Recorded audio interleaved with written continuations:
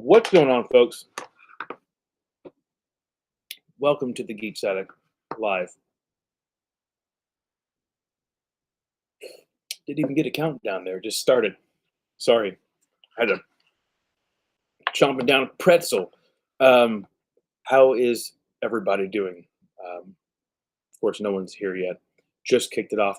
Didn't schedule it on the program. Put out an advertisement for it earlier, but um, didn't show up in the YouTube feed. You know what I mean? But anyway, I've got some things here today that I thought would be really fun to talk about, some topics, questions that I have for you guys. Um, Rob D shows up and says hello. Well, hello, Rob D. Hope you're doing well. How you doing? You doing good? You wanna go over some of the stuff that we're going to be talking about today? Um, put up a little thing here. We're going to be taking questions, reading your comments like usual. Um, Jonathan Cohen, hello. Well, hello there. We're going to get into the best Star Wars soundtrack. I'm going to give my opinion, and I want to hear your opinions on what you think the best Star Wars soundtrack is. And then I thought it'd be fun to pick Jedi, pick a character from a different franchise that you would like to see as a Jedi in your like little head canon. If there was like a spin-off comic book or something, or a movie of some character gets sucked into the Star Wars universe. Pick three. Who would you pick? You could pick Jedi or Sith characters.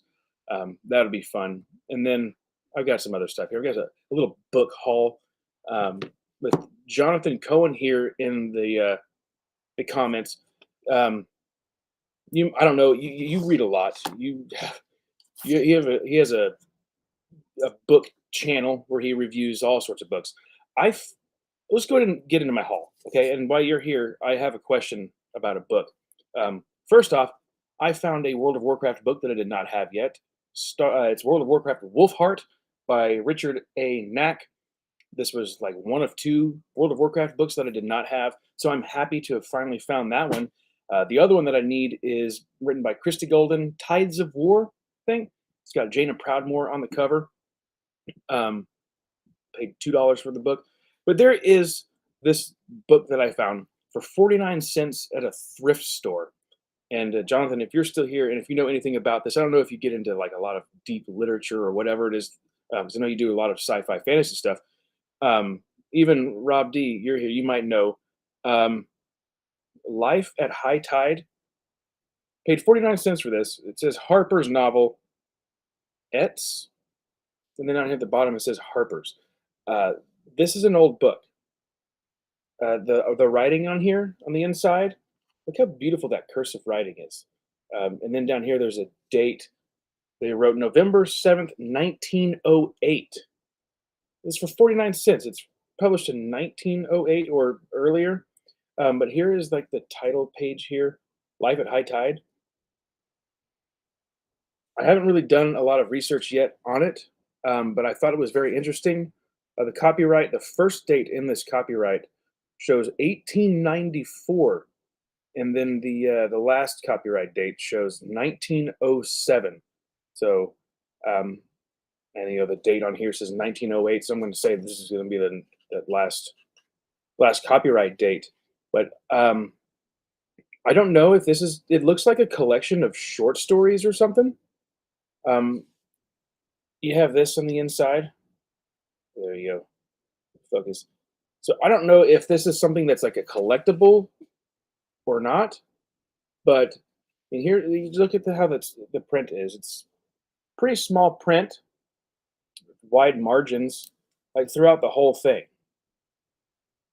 And these pages are that I don't know what you call it. They're kind of torn, but I think it's not supposed to be like that. I think it's just old. Um, Rob D says I slept for a few hours earlier tonight so I could be here for this.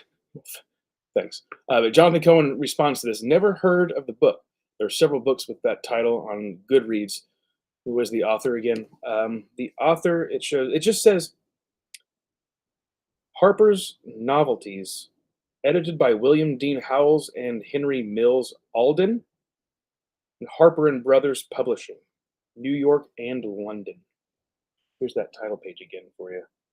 Let's see if it focuses in there. I meant to do research on this earlier, but I didn't get around to it. But the thing when I opened this book up and on that first page and saw that writing, that nice cursive, Robert E. Stewart is the guy that I guess owned the book, gifted gifted it to somebody, and then down there November 7th, 1908. Very cool, very cool find. I think I like old books. I found some really cool Bibles at that same thrift store, published in I think I can't remember 1949 is what it was. It's very interesting. Um, I don't think I've done a video on that. I need to because it's like it could get into the whole conspiracy theories niche there. It's like it's a Freemason Bible from 1949. It's got some very weird stuff in it. It really does. Rob D says, I'm really not familiar with books outside of Star Wars and video game novels. Okay. Hey, I get it. Jonathan also says, I have some books from that era with the same print type that are really cool. They're usually pretty brittle, so I actually don't read them. Yeah, this one's in really good condition.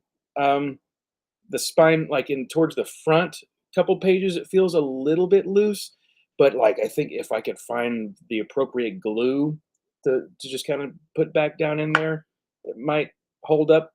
But I don't know. I get worried with that kind of stuff. Don't want to screw up a book, get all the pages stuck together, and then it's just pointless. It just goes up on a shelf. Some of the other stuff that I wanted to get into or show you was this is a silly haul. Um, it's like a new hobby that we have is going to the thrift store because I'm always like I got to look for books, and there are bookstores around Oklahoma City, but where I'm at specifically, there's no bookstore. So if I want to go look at books, I'll just go to the thrift store because there's one like 3 minutes down the road. So I want to go to the thrift store, look at the books, and I found a pretty nice collection of books there. Each of them, I think they were 98 cents a piece, and I don't have to go through all of these, um, but I thought this was fun, and I think I mentioned it before that I want to do reviews for these, but I'm not. I don't know if I'll or when I'll have the time. If I do take a break from Star Wars, this might be a fun one to get into. But I've got a bunch of Goosebumps books. I haven't written out which ones I need to complete the collection. There are a lot of them are the original classic series. There are others that are mixed in as well that aren't the original line that they had. Like this one's number 39. How I Got My Shrunken Head. And some of these I know still have uh, like bookmarks in them that you can tear out. Um, were you guys fans of Goosebumps back in the day? Was it Night of the Living Dummy? Scott Johnson is here. Hello, Scott. Let's see. Jonathan Cohen says that book, this old book, Life at High Tide, has one review on Goodreads and couldn't find a new edition or printing from. Oh, you could find a new edition from 2016, but it had no reviews on Amazon, so it's not currently a popular read. Okay, well we'll have to read this and review it. Bring it back, get it back in the spotlight. Um, but Jonathan also says, however, might be worth some money. Maybe check a books for price value. That's a good idea. I haven't been to a books in a long time. I think I took it off my favorites the list for some reason. That was dumb. Thanks for the reminder. Scott Johnson says going to the thrift store is awesome and used bookstore. Although unfortunately, mine always have the same old stuff. Not much new. Yeah, that is the problem. Like there's a couple books that just won't leave, and you're like, can people just buy these so they can restock the shelf? Because I don't think they really stock the shelves until what they currently have is gone. So it's kind of like a lot of garbage up there right now, um, at one of the thrift stores. That other one where I found this old book and that old um, Freemason Bible. It's rare when they get stuff in, but they get more interesting things than the other one that I go to. Let's see. Scott John says, I still have most of the Give Yourself Goosebumps series. Goosebumps is my jam.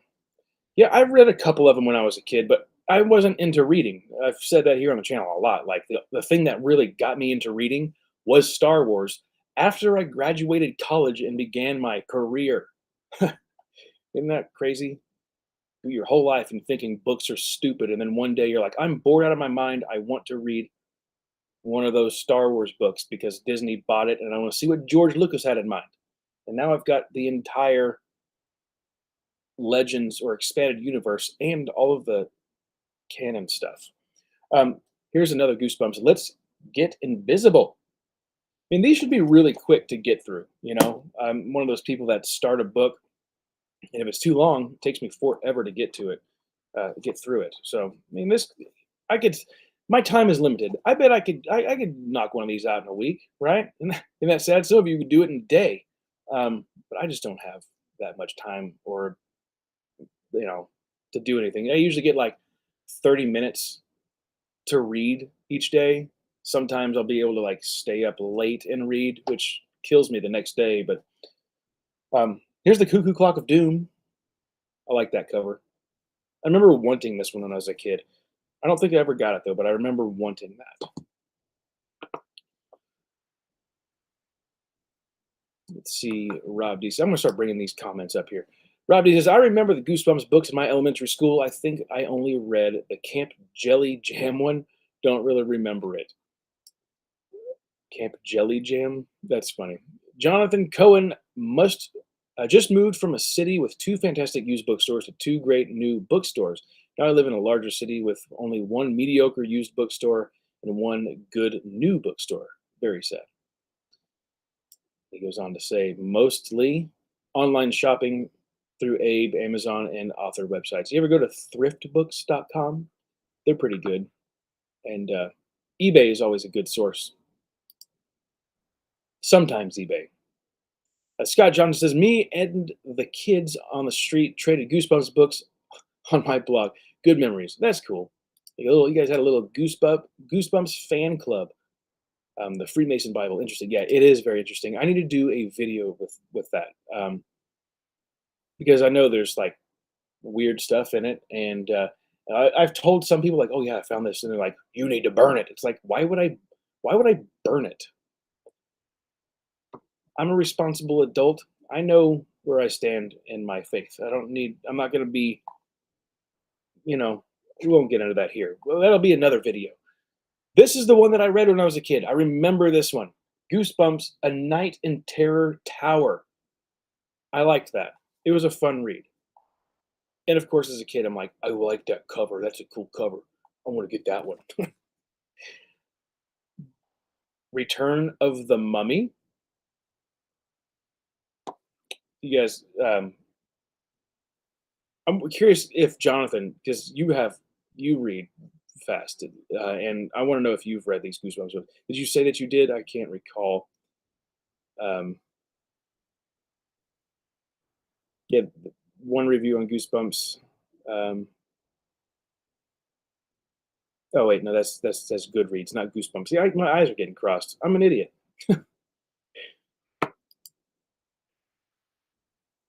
Rob, he says, I'm really curious how many Star Wars books make it to the essential legend status. If Heart of the Jedi happens to make it, they need to pay, yeah, Kenneth C. Floyd royalties for it. That would be cool if they did do that. I saw that the New Wave dropped on accident. I guess Barnes and Noble posted, oh, here's the new Essential Legends books, and they weren't supposed to. And then a couple of days later, Del Rey made the official post of Deceived, Revan, and the Krytos Trap. No, the one after that, right? The Bacta War or Bacta War. I say Bacta. And all those covers, they're unique. They're different. They're very different.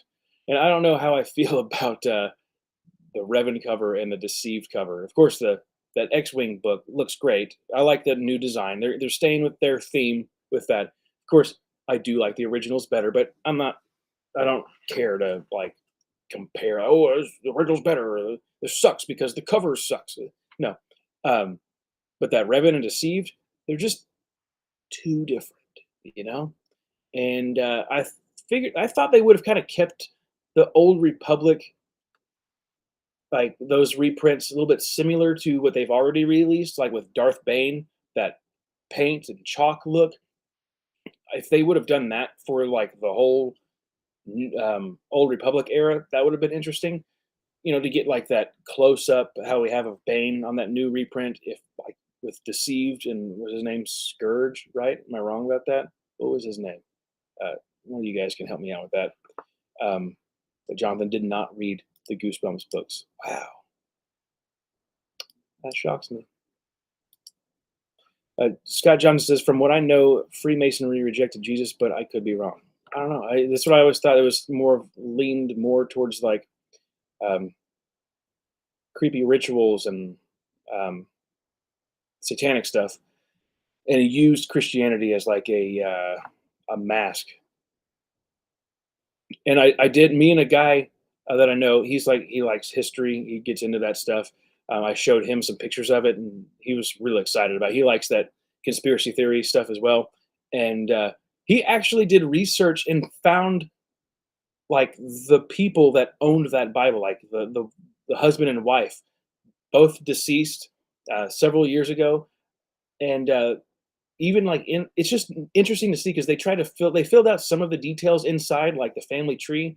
Didn't go very far, but I get the idea that the guy that had the Bible was more of a collector of different types of Bibles, because I think it's so it's like something on his obituary about that. Um, but like I don't think he was in Freemasonry at all because it didn't say that in his obituary or anywhere in that book. I think it was just like a gift from his wife because I mean, it just I don't know. There's no history that we could find of the guy in the organization, um, but possibly a collector. Could be wrong though. You never really know. They're secretive. Jonathan says, I always get frustrated when people encourage book burning for books they disagree with. Even books I hate don't even like joking about burning books because it's painful to see book deaths. Yeah, I don't agree with it either. I think it's silly. It's just like, well, if it's in my hands and I'm responsible and I know that it's wrong or whatever, it's still a piece of history. You know what I mean? And you're not using it as a guide or a tool. I'm not opening up the Freemasonry Bible to study as a like to deepen my faith or anything. It's just like, oh, this is a weird thing. I mean, I took conspiracy theories classes in college. I love that stuff, and I've always found it interesting. Nothing that I'd be interested in joining, but like to learn about this stuff. Matt Wilkins says, I didn't get a pony, but at least I caught the live stream. Yes, sorry. If I did have a pony to give, I would give it. Because, because you're cool. And I'll give you a pony. I'll give everybody a pony. If I ever get it big and have ponies to hand it, ponies, horses. I want to be around horses and cows this weekend. Ugh. Here's another one of the Goosebumps books that I got. One Day at Horrorland. Matt Wilkins, did you read Goosebumps when you were a kid? I would like to know. All American Cornbread. Hello there, Scott Johnson. I agree. I like the original and the Essential Legends. I'm eventually going to pick them up. Yeah. When is that next wave hits? I think in September with the Krytos Trap and Death Troopers and another book, the Darth Maul Shadow Hunter. I'm looking forward to those. Rob D says, I honestly want them to do 19 book Essential Legends box set for the new Jedi Order in 2024, 25th anniversary of the new Jedi Order. That should happen. That would be awesome. That would be awesome. They won't do it. How much would that cost? And each of these new books, I believe they're like 17.99.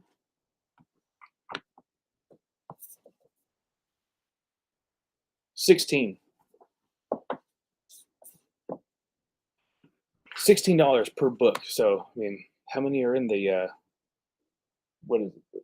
How many books is that in the new Jedi Order? It's quite a bit, isn't it? Or like eight, nine? They're on the bottom shelf, covered up by other books.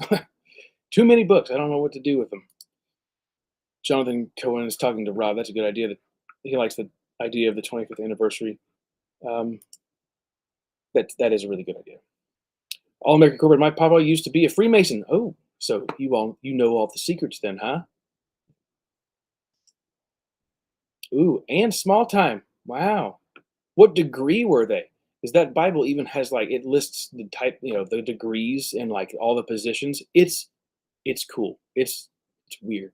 It's a very weird book. Like the actual Bible, like Genesis, starts on page like 250.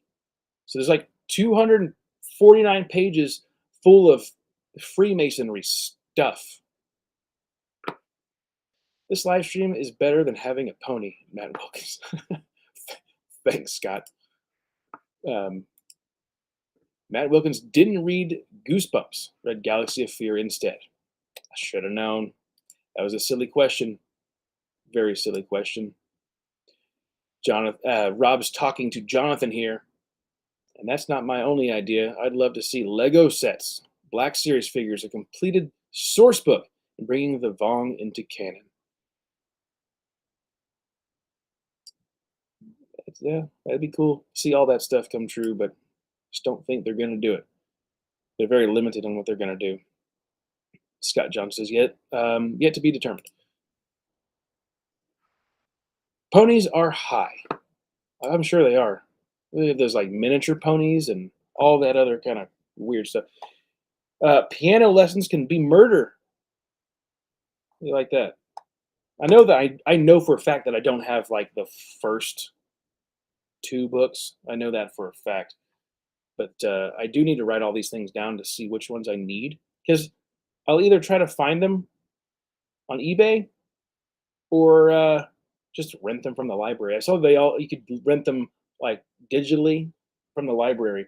I might do that instead, but because I know these are like $4.99 a piece is usually what people are asking for on eBay. Be careful what you wish for. For some reason, that reminds me of a Nickelodeon show that I watched when I was a kid. Are You Afraid of the Dark? And there was the pinball wizard thing. For some reason, that cover reminds me of that episode. Oh, Are You Afraid of the Dark? Good '90s show back in the day. Small Time Republic. I'm not sure what my granddad's degree was. Probably something low level, but he wasn't. He was in it many years. Okay, need to find out. As if he's still around. Um, I don't have any grandparents that are around. I haven't for a very long time. So it's weird when uh, I talk to other people and they're like, "Yeah, my grandparents." And it's like, "What? How do you still have them?" Jonathan says, "Did you get an opportunity to read the Stories of the Jedi and Sith book? I think it's the best short story collection that we've gotten in a while. Very much flying under the radar of most fans." I did not. I did not get that one. It's a Disney Lucasfilm Press book too, I believe. They might have taken me off their list. I don't know. It gets weird with the whole review status thing. I don't. There's a lot of new people reviewing the books that are already received physical copies of Shadow of the Sith, and I have not received a physical copy. I did get the digital. I actually filmed my review of Shadow of the Sith, folks, before we went live. I just have to edit it, and I'm going to get that posted for review. But no, I have not read that Stories of the Jedi and the Sith, and I've actually heard from a couple other people say that like it's pretty darn good. Um, I don't know. I might check it out. I might not. I don't know. I have Padawan. That's a YA novel coming out soon. I have it digitally, and I don't think I mentioned it here. I might have said it on Tuscan Reader, but um, it, Lucasfilm Press said that they are not going to have physical copies to give out for review which is very interesting. I wonder why that is. I don't know if it's like a supply thing or if they just want to move away from physical copy reviews or arcs, whatever, for people. Some library copies went out for people, or not library, like bookstore copies were shipped out to people that own bookstores. They have a physical copy, but I just have the digital. And for some reason, I just have no interest in reading it. I need to get that done because I have it, and that could be the last um, like YA novel that I review because I think somebody corrected me. Could be wrong, but I think Jonathan, was it you that corrected me when I said that Princess and the Scoundrel was a YA novel? Somebody said like, "Hey, that's a YA novel," like or an adult novel, and for some reason in my head I thought it was YA. Like this whole time, for some reason I thought it was a YA novel. It's not. It's an adult novel, and I would like to read it because I like the cover. I do like the cover, and I just want to see, well, how is the canon gonna do the marriage thing? Because I did not like the courtship of Princess Leia at all. I thought that was a very tacky book. So Rob D says they're not going to do anything for New Jedi Order. 2024 will be entirely 25th anniversary of the Phantom Menace celebration. Yes, but what are they going to do? They're probably not going to do the short story collection from a certain point of view. Aren't they saving that for just like 40-year anniversaries? I could not finish that last point of view book. Ugh, it was, ugh, made me gag. I said I was going to review each story, and I have some of those. I just never recorded them for people to see. I probably should get some of those episodes out, right? Some of those reviews. Sometimes I just get so irritated with the new Star Wars canon stuff. It just makes me like physically ill. But some of it's good. Some of it's good, but everybody has their own likes and dislikes, and mine are just always up and down with this canon stuff. And yeah, Jonathan confirms it was him about telling me, yeah, it's adult, not YA for Princess and the Scoundrel. Scott Johnson. Funny thing is, I was just watching Are You Afraid of the Dark on Paramount Plus. One episode has Hayden Christensen. Really? I didn't know he was in that show. That's cool. That's cool that it's on Paramount. I guess Paramount does own Nickelodeon. They're the ones that kind of throw out all those Nickelodeon movies, aren't they? Scott Johnson, probably a supply shortage. My friend has a book coming out in August, and I only got a digital review copy, not a physical one. Wow, that's cool. What is the book title? Is it something that people here would like to read? Is it sci-fi or fantasy?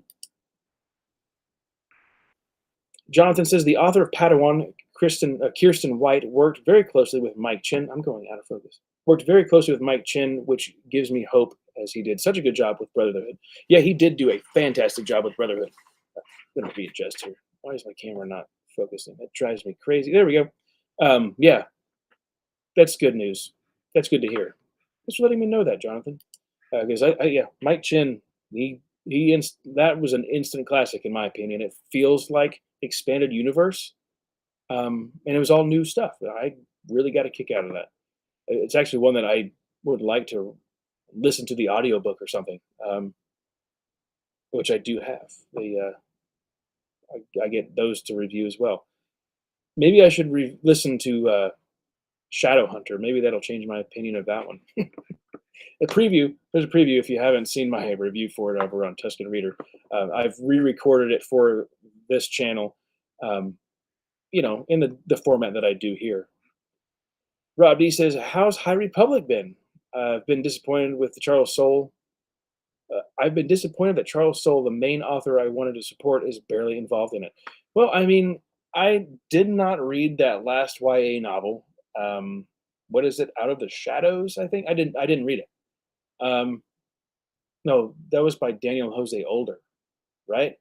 Um, and I know that they kick back up with more either in this, like in the fall, or in the winter in 2023. I don't know. I haven't really been following all these announcement and release dates for anything for quite a while. Um, I don't know when anything comes out, but Yeah, I'm not really excited for the High Republic stuff moving forward. Uh, sadly, sadly, Chris, Claudia Gray, who was my favorite author at one time, she wrote pretty good books. But with that last one, that the Fallen Star, wow, that just like crash and burn. Like, yeah, that's the story's about. But like for me, literally, the High Republic crashed and burned with that book. It was so bad, in my opinion. I don't have to clarify that here, do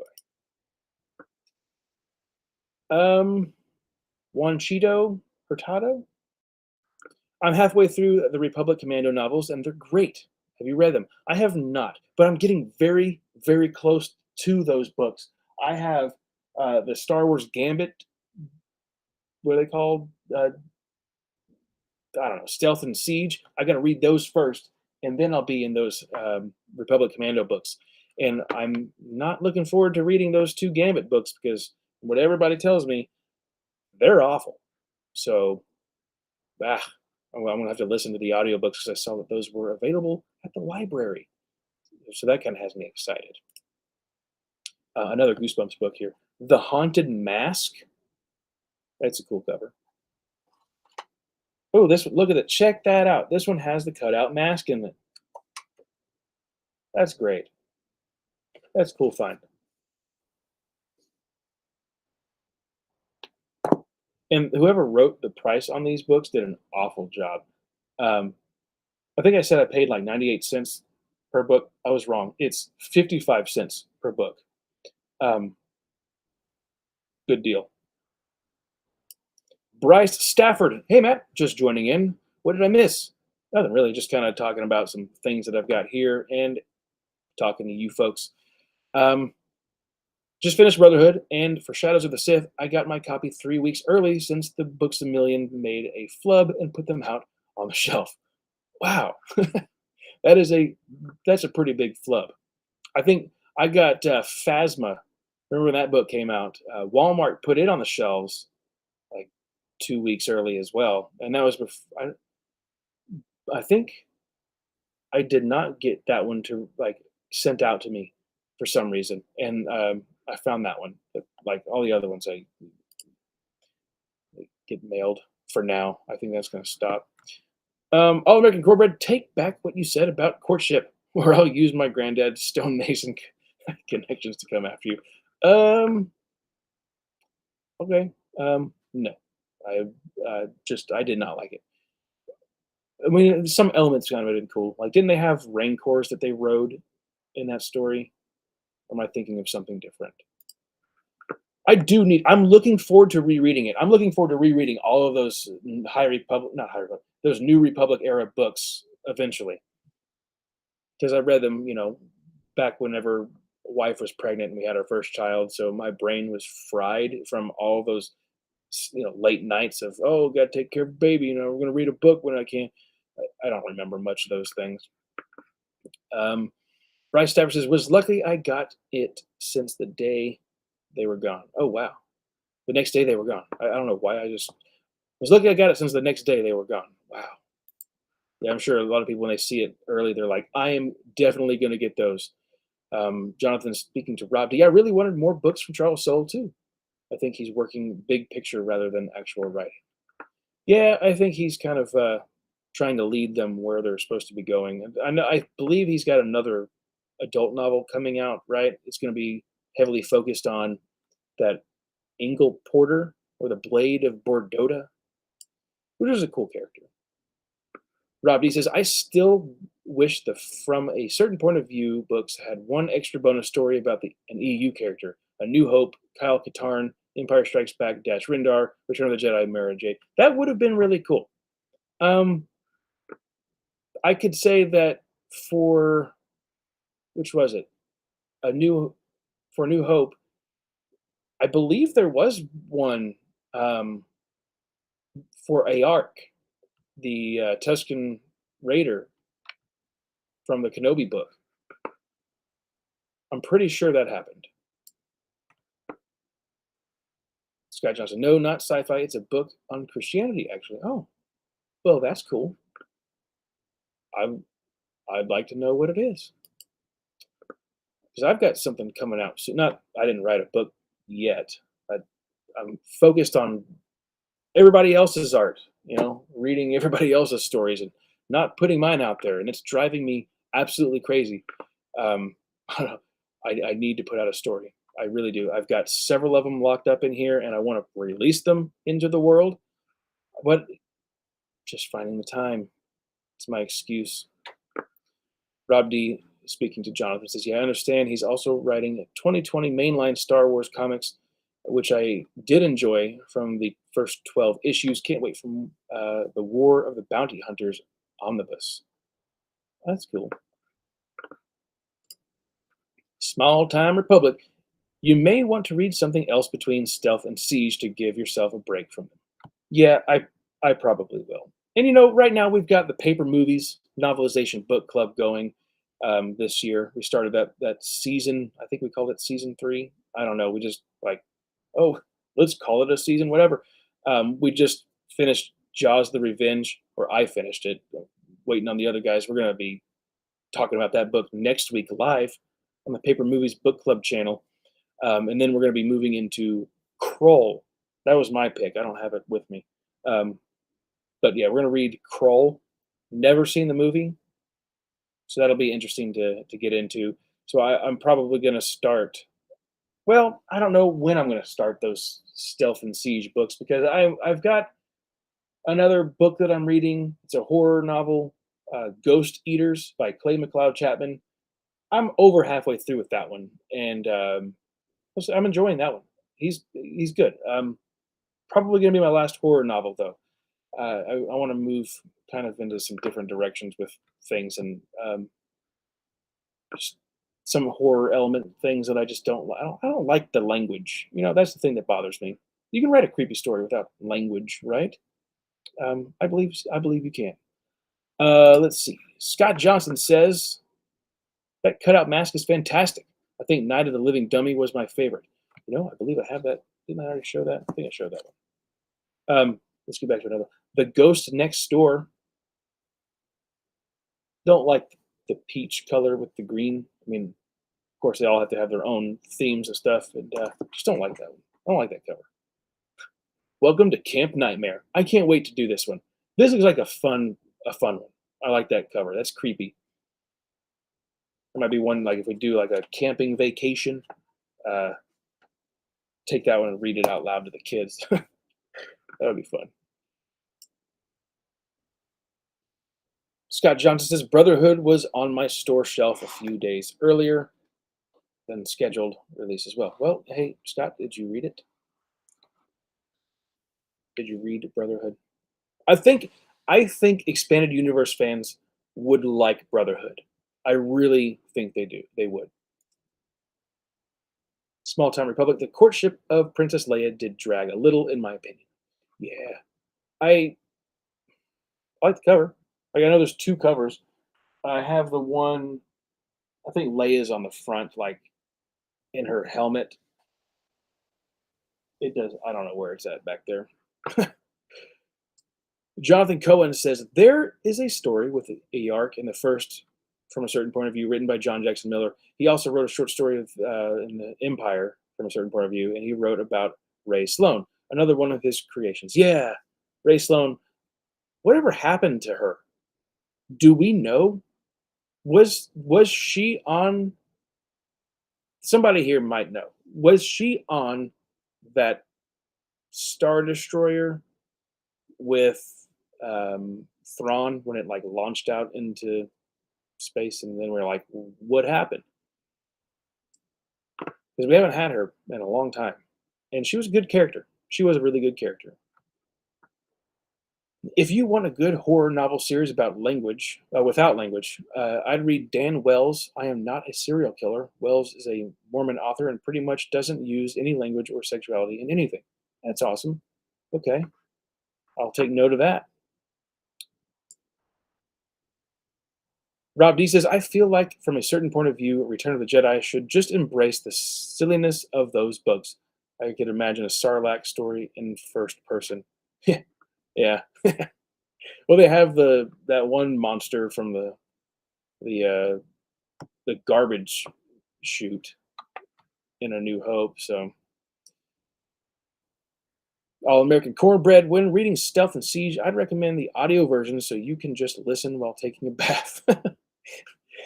Don't forget to plug a toaster in the wall and throw it in the bath with you. It's a hard read. Oh man, you guys just like to ramp it up, man. I am dreading that so much. Watch it turn out to be like my favorite. I'm gonna love those books. I mean, a lot of people that I've talked to don't really care for um, what's the one that I like? It's just it's my mind is blank. It's not The Approaching Storm. Um, it's political. It's heavily political. Why is it not coming to me? Cloak of Deception. They need to do that. Cloak of Deception needs to be reprinted in the Essential Legends collection for sure. But I've heard people say like, "Oh, that's just such a boring book. It's awful." It's like, no, it's not. It did things right. It did things really good, in my opinion. Scott Johnson says, "I started Brotherhood. I'm a few chapters in. Deep Trouble is another Goosebumps classic." Yeah, I don't know Deep Trouble. Go Eat Worms. It's a cool cover. It's creepy, gross, nasty. It's coming out of the math homework though. I'm just gonna keep going through these Goosebumps books through the whole thing. Bryce Stafford said, "Saw the leaked Wave 5 post and honestly think that art is just questionable and detracts from the content inside. Plus, it adds pressure for me mostly to get the swing books with original art more epic." Um, yeah, I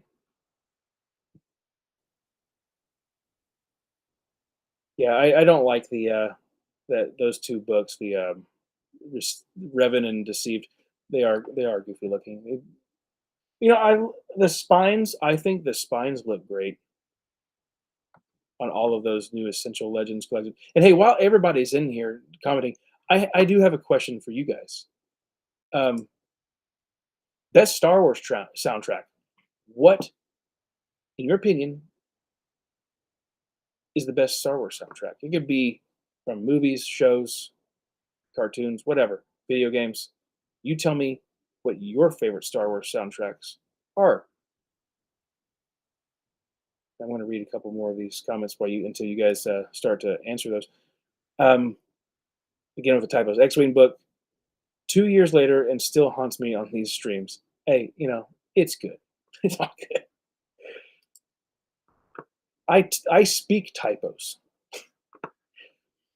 Okay, Jonathan says she's in the Aftermath books. She helps start the first war, kind of. In Phasma, they basically say that she is retired or dead or not present, unclear for the events of the sequels.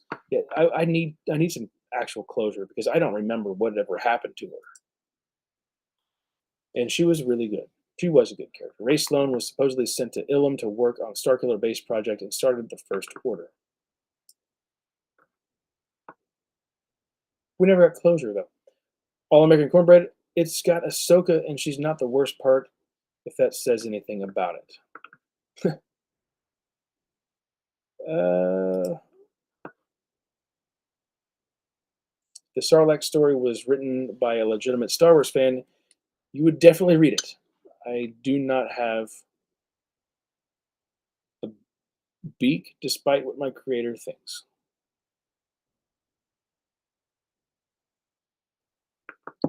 Touching on the special editions there. Bryce Stafford said, Episode 3, hands down. So, you're saying the best Star Wars soundtrack is Revenge of the Sith? And Scott Johnson says Episode 3 as well. Wow. Okay. Jonathan Cohen says probably controversial, but Solo, a Star Wars story, is my favorite Star Wars soundtrack, hands down. John Powell could write any music and I'd read it.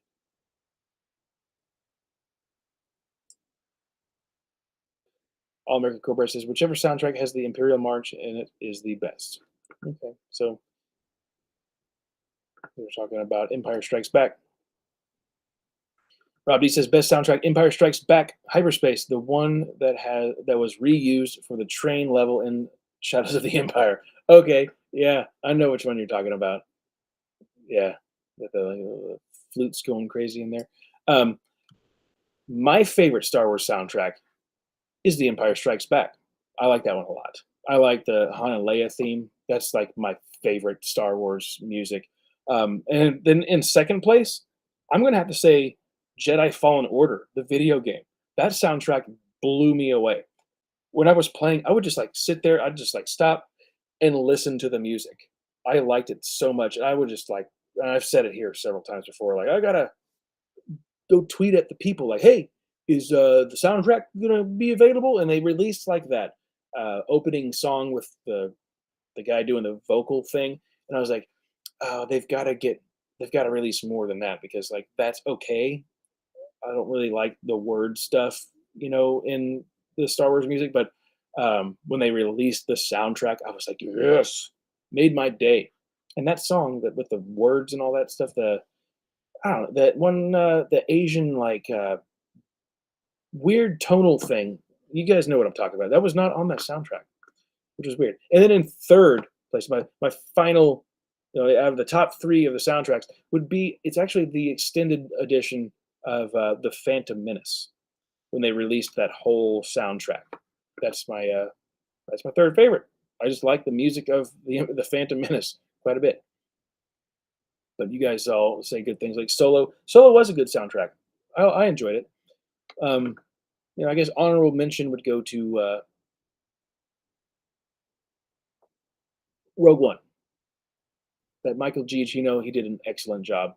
I remember he was like brought in like last second to like, hey, we need you to write some music now, and he put it out in like 3 months or weeks or something like that. At least that was like the rumor. Um, let's see. Bull Run 27 says episode 9 or 6. Okay. You know, for some reason, I have the the Rise of Skywalker soundtrack. I have the movie. I watched that movie one time in theater, and I have the soundtrack, and I don't think I've ever listened to it. I think I listened. Well, I might have listened to it one time when I bought it, and I was just kind of like a little disappointed with it, and I never really returned to it. Um, Alex Kors says episode 4. That's the classic music. John Williams just did an excellent job with scoring these movies. It's like the perfect soundtrack, isn't it?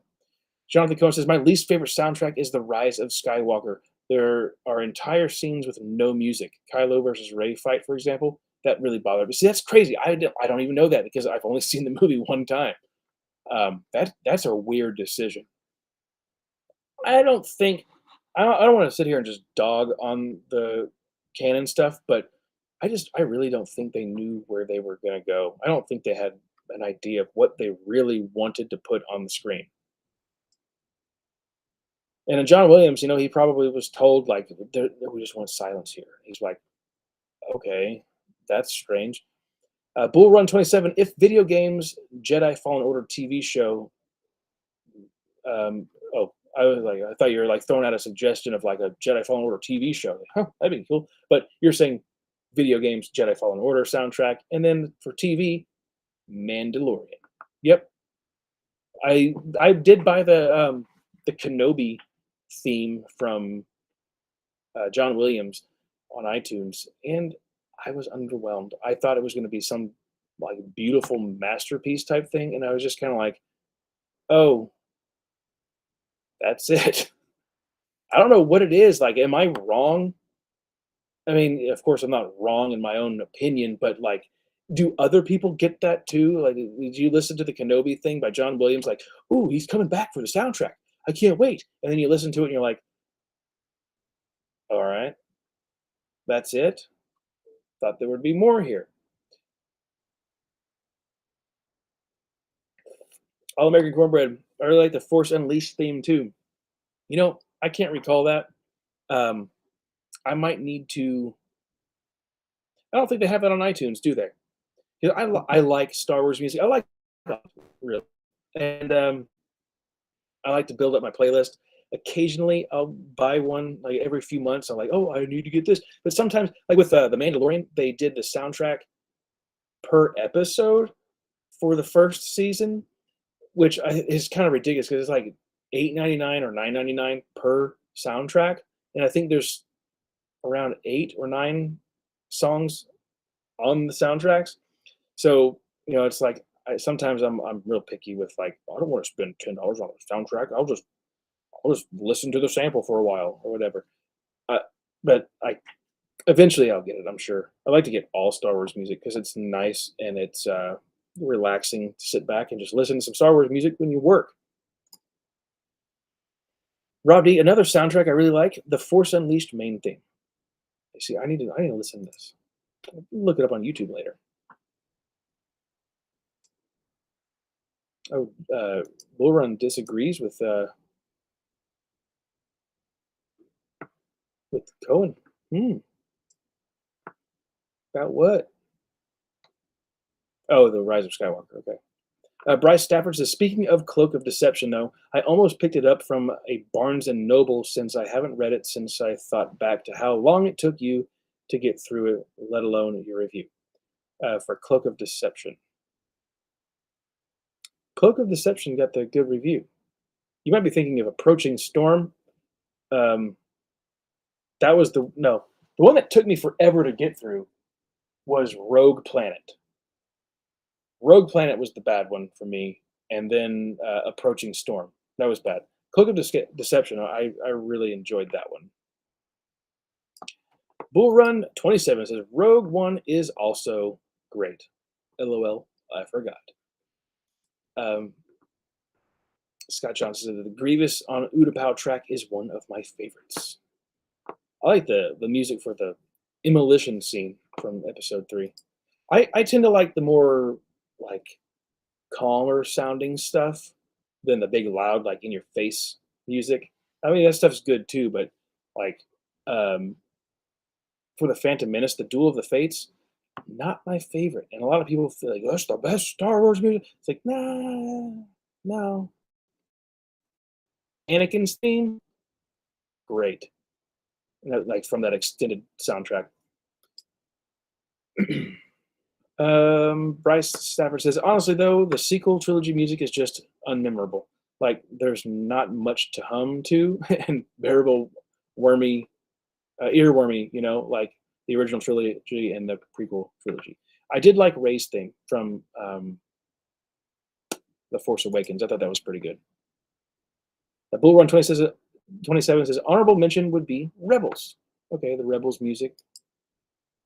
Some of the Clone Wars music is pretty good too. The Last Jedi has some really underappreciated tracks though, such as the Canto Bight and Haldo's Resolve. The scenes in the movie weren't the best, but those tracks were great. I just haven't spent enough time with those prequel trilogy soundtracks. I tend to always just kind of go to the prequels and then the original trilogy. And then I also have one of the Clone Wars soundtracks, and it's really good. I appreciate it. I mean, there's some stuff on it that's like ugh.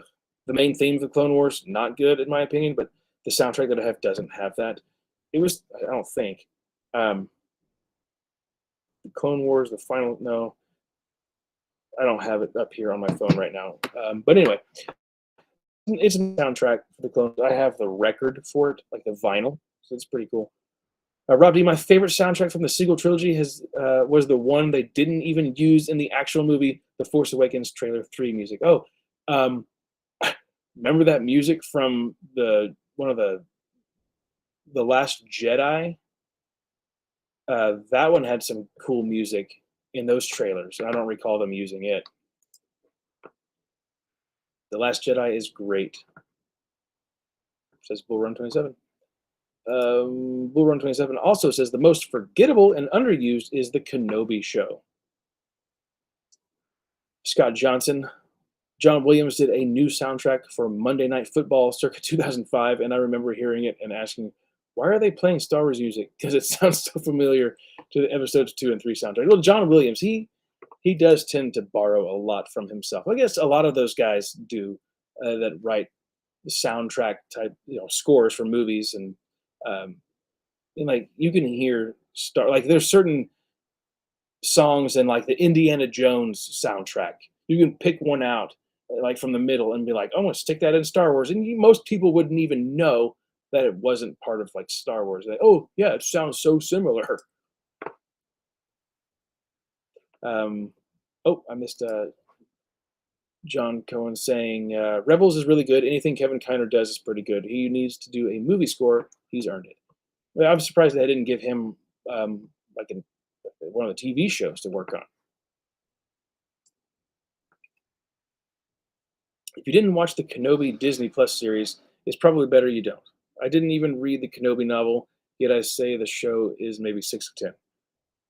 Yeah, I'm not gonna watch it. If they bring back Gina Carano, they'll get my subscription. Um, I did look at clips on YouTube from the show, and there's some things that I'm really like. They could have hit really good with. I'm not going to say anything here to spoil anything for anybody, but from the video the clip that I did watch, I was not pleased with the sound mixing and the shaky cam. Why are they doing shaky cam? It, that does not to me. That's not Star Warsy. Just keep the camera still. Going for some close-ups, some wider angles, but don't do the shaky cam. Doesn't make sense. Rob D says, my all-time favorite soundtracks, though, are not even from Star Wars. They were Dumbledore's Farewell from Harry Potter and For Better or Worse from Uncharted 4. There's a track from the Harry Potter. So I have all those soundtracks too um, that I really like. I don't remember what it's called, though. It's like, I think, was it Gina and Harry or something like that? One of those. It's got like a harp. Just I like it a lot. It's real calm and relaxing. Bull Run 27. If I would pick the worst, I would pick the redo of the Across the Stars from Attic Mod. That soundtrack is meh. Huh. I like the original Across the Stars. That's a good one too. Interesting thought. Cloak of Deception is to Episode 3 as Labyrinth of Evil is to Episode 3. And the Catalyst is to Rogue One. All are prequels to movies, all by James Luceno. Interesting. I haven't read The Labyrinth of Evil yet, and I liked Catalyst a lot. That was a good one. Quality Autism says, hello there. Well, hello there to you. General Autism speaks. You are a bold Everybody, General Quality Autism, you are a bold one. I just read that one, didn't I? It's on there twice. Scott Johnson says, the screen shaking effects in Kenobi is super annoying. Yeah, it's just getting a weird thing. And Jonathan says, that should be Episode 1 as the first comparison in my last comment for, okay, yeah. Okay, Cloak of Deception is to Episode 1. Yeah, makes sense. I get you. All American Cornbread, Vader and Kenobi fighting again is just too silly and unbelievable. I haven't watched it either. Book of Boba Fett was enough pain for me to suffer through. Didn't watch that one either. Bryce says, yeah, I flubbed on that. Sorry, Quality. Hey, next question for you guys. So we did the soundtrack. Pick your Jedi from another franchise. You could pick up to 3 or 4. Do 4. You pick who would you pull in from another franchise, like another character. It could be anybody. I mean, you can cheat. Don't cheat and be like, oh, Terminator. I guess it's not cheating. You can do Terminator because they're droids. Never mind. What character would you pull from another franchise to be a Jedi or a Sith? And I'll go first. I'll give you one. I would like to see Master Splinter from the Teenage Mutant Ninja Turtles become a Jedi Knight. a master Jedi. I could see him and Yoda getting along pretty good there on the council.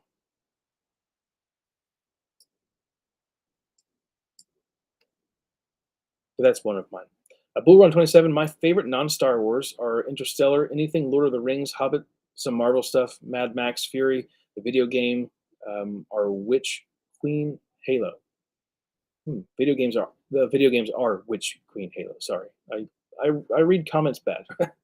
um, Yeah, I love soundtracks. I mean, the Harry Potter stuff is always good, and you know what's interesting is like the first Harry Potter soundtrack was great, and then like the other things from John Williams that he did in the Harry Potter stuff was just kind of like I've heard it before.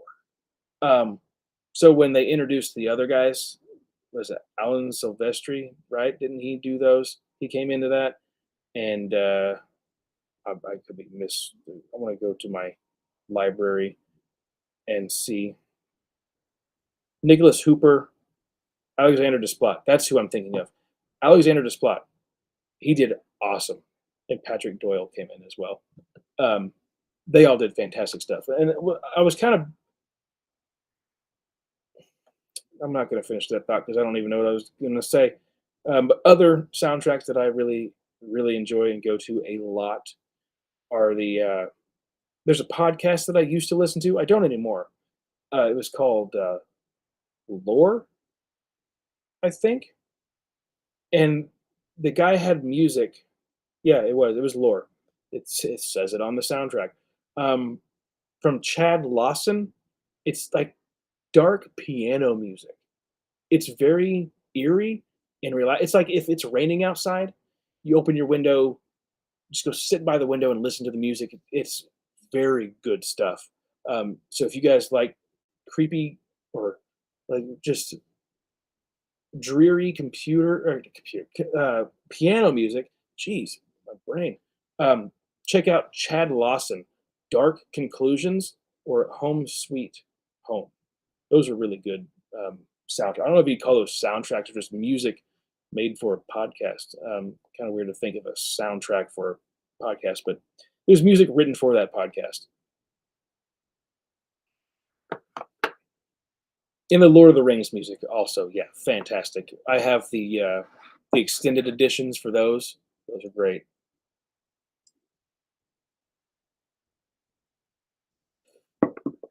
Bull Run 27. Frodo Faramir is my pick for a Jedi. Okay, okay. No Samwise? Say Samwise Gamgee would be a good one. For my second pick, um, I'll throw in a Sith that I think would be a good Sith. Already has lore built up for um, Gozer from Ghostbusters. Bring her into it. Jonathan Cohen says three Jedi picks: Calden, Stormblessed from Brandon Sanderson's Stormlight, archive books, Rand al'Thor, yeah, buddy, from the Wheel of Time books, and Dr. Julian Bashir from Star Trek Deep Space Nine. Okay. The only character that I know there would be Rand al'Thor. I really need to finish that Wheel of Time series. I'm like book five still. It's been a long time, a very long time since I've read those books. Maybe that'd be a good break. Just stop reading Star Wars for 3 months and just finish, the Wheel of Time. Like, well, book five. um, Eno Morricone is better than John Williams. Okay. I don't know who Eno Morricone is. I'll have to look that up. Scott Johnson says Picard would be a good Jedi Master. Okay. Bryce Stafford, Aragorn, Legolas, and Gimli from Lord of the Rings as Jedi. Jack Sparrow from Pirates of the Caribbean as a mercenary or bounty hunter. Okay, yeah, that would fit. I'll give another one of mine. Um, Ash Williams from The Evil Dead. I think he'd be a good, kind of a silly Jedi, but he does get things done. He he's not a coward. He kind of gets a little bit sometimes, but overall, he's a hero, and I think he'd be a good Jedi. He'd be kind of like a Qui-Gon in a way, kind of defiant. Don't tell me how to don't tell me how to do my job. I'll take care of it. That's how I think Ash Williams would be from The Evil Dead. All American Corporate says, I'd like to see Jeff Bridges' character from The Big Lebowski be a Jedi. Well, yeah, that's just kind of like your opinion, man. Yeah, you see, like that would be a funny one, a good Star Wars movie. Jeff Bridges and John Goodman as Walter. It's like, oh, here comes the dude and Walter, the Jedi Masters. Um, it was such a funny movie, The Big Lebowski. How about franchise villains as Sith? Oh, yes, Disney, Disney. But we already have uh, Quinlan Lebowski in the Clone Wars. Is he that bad?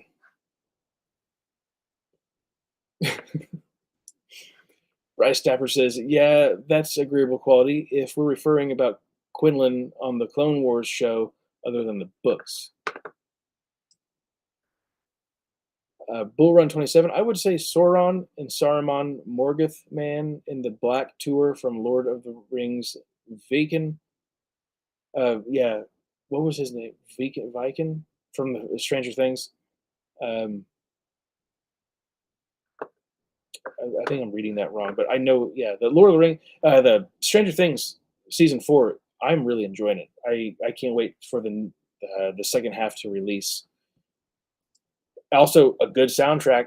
Those uh, those Stranger Things soundtracks, like the score stuff that they do, is really nice. And of course, they have their like '80s collection of songs, but the score though, it's good stuff. Jonathan says, at least Robert Jordan explains the entire plots of his books in each book. So if you pick up the Wheel of Time books, you should be able to remember and follow it. Yeah, yeah. Each time, yeah. I enjoyed those books. Like the reason I stopped reading them was because I just like, oh, I gotta have more time to read Star Wars and catch up because there's a lot. I'm just overwhelmed with all the stuff that I want to do. You see, I got guitars over here too. Don't really play them much because I just don't have time. You know, it's great. I got a bunch of art supplies over there, like paint, charcoal. I got it all over there. It's also my wife's stuff. Like my wife's the real painter. I like to do it as well, but it's been a long time since I've done that. Rob D says Alita from Alita Battle Angel and Harry Potter as a Jedi. Uh, Art Atrox from Halo Wars 2 and Darkseid from DC Comics as a Sith. Okay. Imagine Ash with a lightsaber hand instead of a chainsaw. See? Yes. I don't know why I didn't think of that, but that would just be awesome. You just see him just like snapping that thing on there and just like it just ignites and he's like, Hail to the King. It would just be awesome. He puts it on there. He's like groovy, but also he'll have to say Hail to the King somewhere. Um, Bryce Stafford says Ennio Morricone. I'm saying the name wrong. He composed the music for The Thing, Fistful of Dollars trilogy, and even used scores from The Thing in The Hateful Eight. Really? Okay, that's interesting. Rob D says John McClane from Die Hard would be the ultimate mercenary bounty hunter smuggler in Star Wars. You know, this is going to be a shock to some of you. I have never seen Die Hard. I haven't. Quality Autism says Morricone did hundreds of movie soundtracks. He's legit the best composer. I don't know why that name has never come up in any of the soundtracks that I've listened to. That's so weird. I'm gonna have to look him up then. Look up the Ecstasy of Gold by Morco. I want to write that down so I don't forget. Okay, note it here. Because I like scores a lot. I like soundtracks. Um, my last pick that I have for a Jedi would be John Rambo. I think he would be a good Jedi. Dr. Manhattan, hello there. Well, hello there. Your, your profile picture. You dirty doctor. Bryce Stafford says, stream and Matthew question. Authors you'd like to return that wrote the EU books to write for the current canon, though controversial, I'd say Karen Travis, Troy Denning, and Michael A. Stackpole. Okay, I would have to say Drew Carpathian. Bring Drew Carpathian back. I liked him.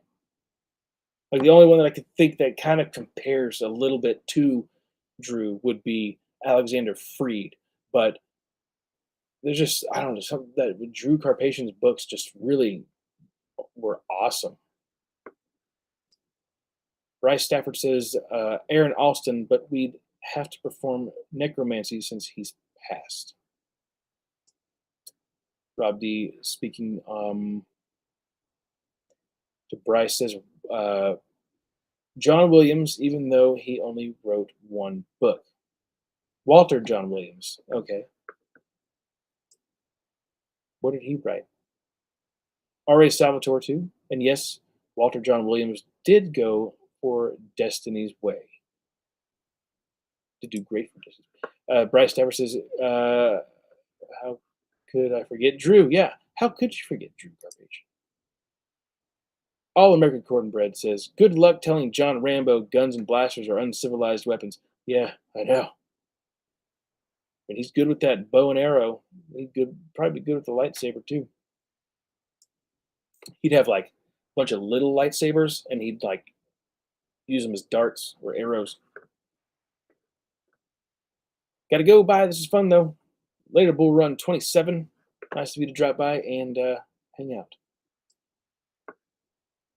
Rob D says John Rambo would be feared by Captain Rex, Jace Malcolm, and maybe Kyle Katarn. Yeah, I think a lot of people would be kind of intimidated by John Rambo.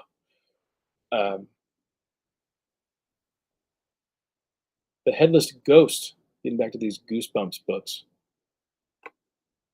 That's an okay cover. Major headache in the small print there. that's funny. I didn't even notice that. All of these have little things in fine print. That's funny. I'm not gonna go back because they got too many of these things. The Haunted Mask 2. Yeah, that's cool.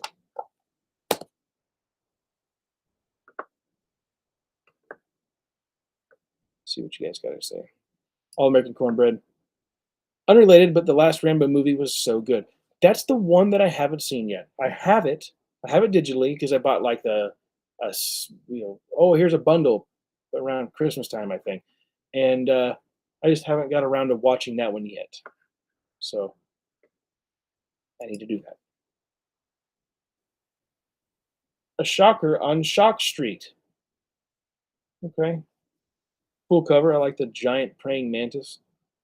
I like the praying mantis. Those are always like a treat to see when you see them outside for some reason. I don't know why. I enjoy them so much. Revenge of the Lawn Gnomes looks entertaining. This one looks. Oh, hey, here it is. The one that one of you mentioned before. The Horror at Camp Jelly Jam. Look at that. That bring back some memories.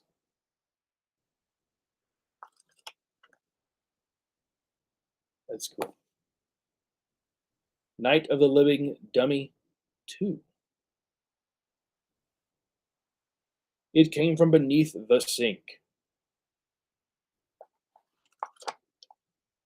Every one of these has the bookmarks. I saw them. Now there are some different. Uh, these are not classics. I know that for a fact. But this is a special edition number 1. Tales to Give You Goosebumps. I don't know what this series is called. I think it might just be special edition. I think they all had special edition on them. And these are also unique. Um, Give yourself goosebumps. The reader beware. You choose the scare. Under the magician's spell. So this is a choose your own adventure book. I know Star Wars did that too. And here we have the knight in screaming armor. You like those? That just takes me back to the '90s. Those those shiny covers. Such fun.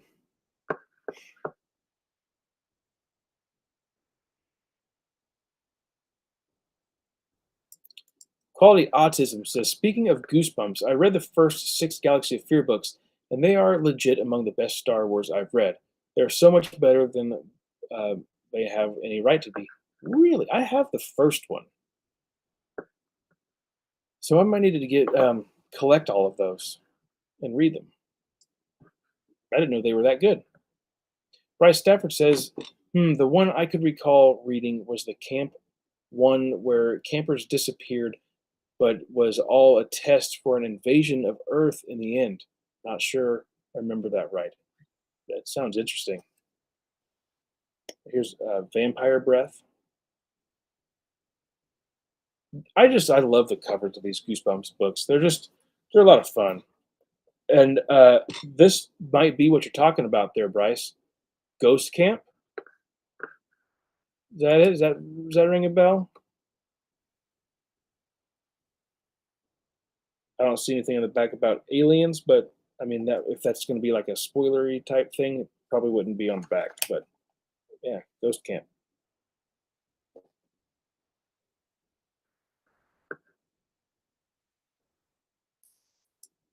Rob D, since we're brainstorming headcanon things, I'd love to see a clone trooper regiment go up against the War of the Worlds tripods. Troops getting vaporized, but their armor is left behind. Yeah, that'd be cool. That'd be real cool. I liked that movie, um, The War of the Worlds. I actually have the record for as well, like like the original story when they came over the radio and did that whole audio drama thing, like a fake news report. I have that vinyl, and I have not listened to it yet. I wonder. I need to look up the laws and stuff on uh, like copyright stuff. I wonder if I would be able to play that like on a live stream on the vinyl. That would be really cool. I just don't know if how that would work if I get in trouble or not. What's that thing called? Um, when it goes into a whatever. I'm sure you know what I'm trying to say. Maybe. Bryce Staver says could be, but was also a season one episode of the show as well. Okay, yeah, I remember the show was on Netflix for a long time. I wonder if it's still there. I haven't checked. I know that my kids don't like they liked it a lot.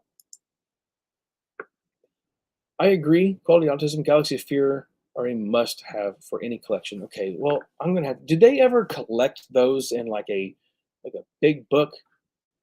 Maybe that would be something cool that they could do. Like essential young reader books and release that. See, oh, the trading cards.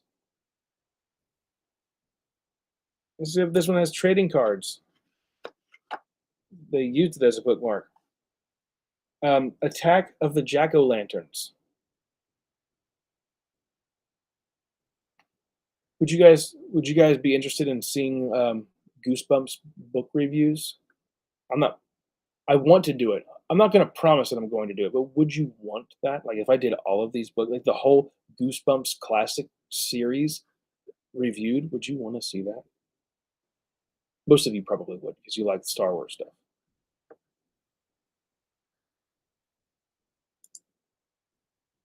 Bryce says, so all in all, Matthew, Goosebumps, are you afraid of the dark or scary stories to tell in the dark?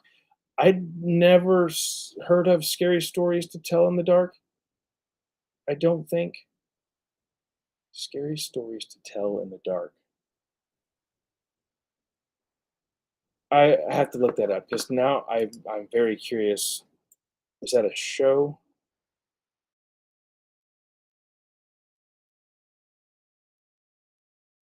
What is that? That does kind of sound a little familiar. Um, I don't see it.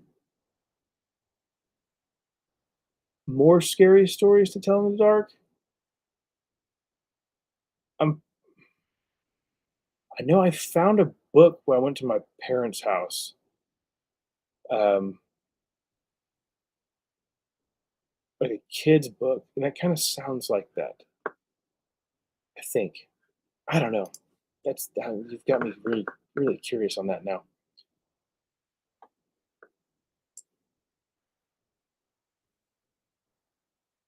Everybody, yeah. What did everybody think about that? I mean, I'm gonna have to go with, Are You Afraid of the Dark?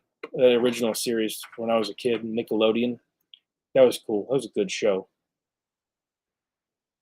But, yeah, I don't think I really watched Goosebumps until, like, my kids watched it on Netflix, and I was like, "I wanna watch it too." Or me and my wife watched it, and then the kids came in and started watching it, and then they liked it a lot, and they're like, "Oh, we watch a scary show." And it's like a perfect thing for, like, kids that, it's not too scary, but it is kind of a little bit creepy, you know? Quality Autism says they sadly didn't, but they absolutely should collect the YA Star Wars books and reprint them. The Jude Watson books are better than many of the actual novels. Yeah, I'll probably, because I like to buy Star Wars books, but I think those Galaxy of Fear ones are harder to find. So maybe I'll just get them digitally. Um, and then if eventually I can find them in print, I'll just slowly collect them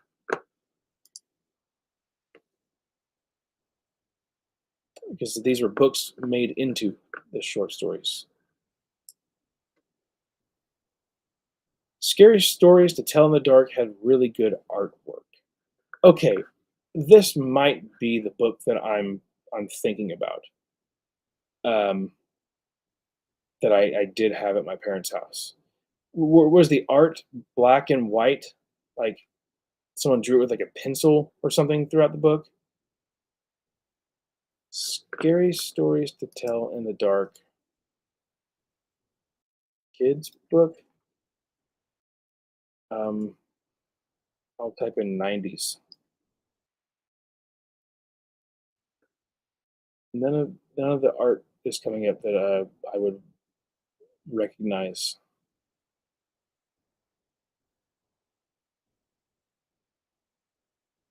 You have me wanting to know so bad what book it is that I have. I have it here at the house now. Like one of the kids, he saw it and he was like, "I want that." He brought it home. Um, but I won't go downstairs and get it. Like one of those to frighten the kids at bedtime. Rob D says to quality, eBay scalpers would scream if they announced Junior Jedi Knights was getting released in one omnibus. Yeah.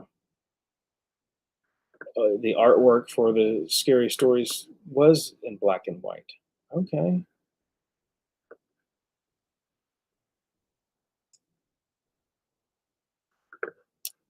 It also had actions in parentheses instructing the reader reading the story aloud.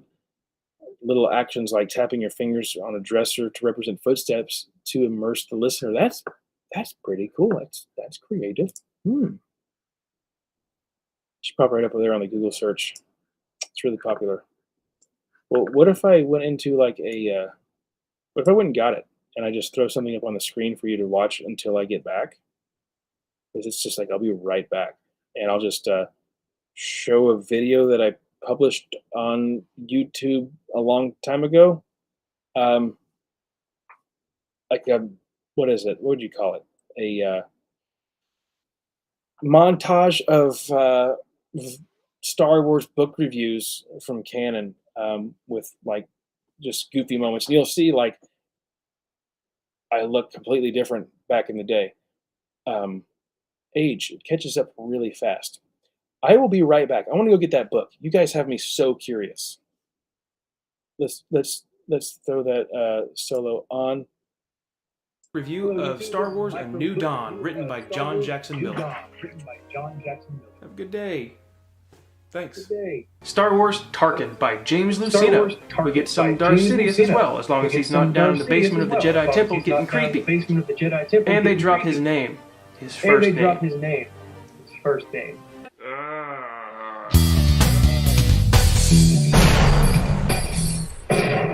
That right there is your first big mistake of the new Star Wars canon. New York Times bestselling author Kevin Hearn tries to tell us a good story about Luke Skywalker in first person. Bad idea. So there's equations, there's math equations in this book. There's a lot of terms in this book too, like hotel. Not a hotel, call it something else. Just stick with the old-fashioned inn. We stayed at the inn. Honestly, people don't buy this book. It didn't have anything to offer.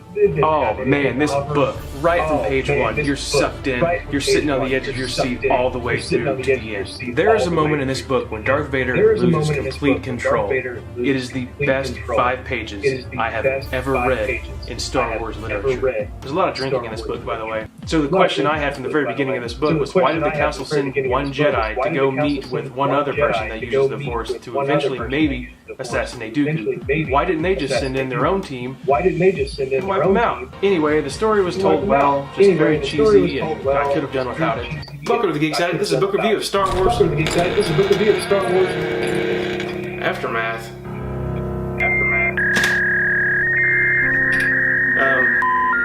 Of Empire's in. Oh my god.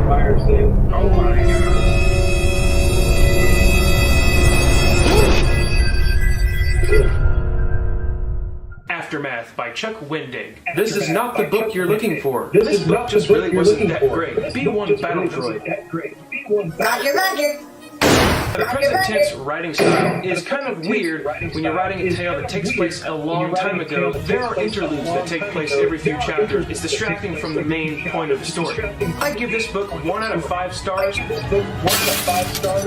Aftermath, like it is the second installment. Let's talk about characters. In this story, we follow the group of characters that we are introduced to in the first Aftermath novel. They were still just as boring. One of them did stand out, and his name was Gallius Rex. Many will theorize that he is Supreme Leader Snow.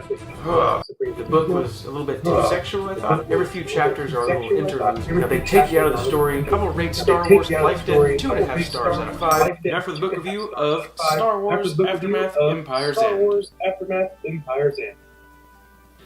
I'm sorry, but it went back down to Aftermath level. You have to hand it to Wendig for keeping these characters consistent. Too bad they're all consistent.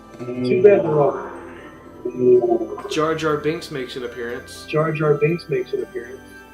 Aftermath needs to be sucked into that alternate dimension that Waru is from, and we never have to see Aftermath ever again.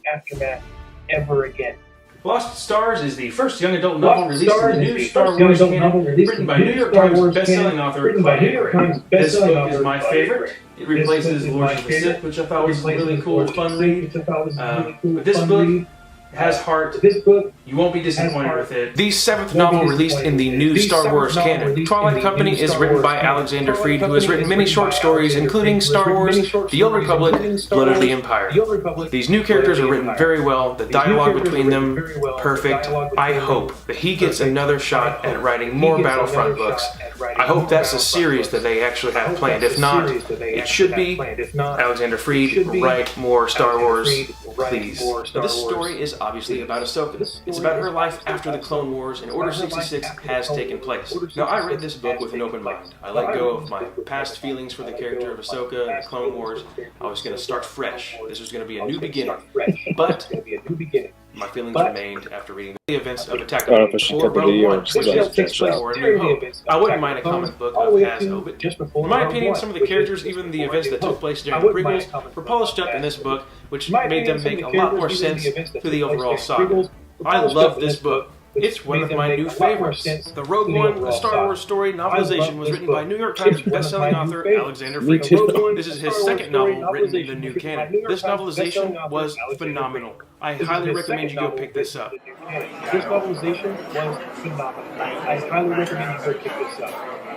Star Wars Thrawn is written by New York Times bestselling author Timothy Zahn.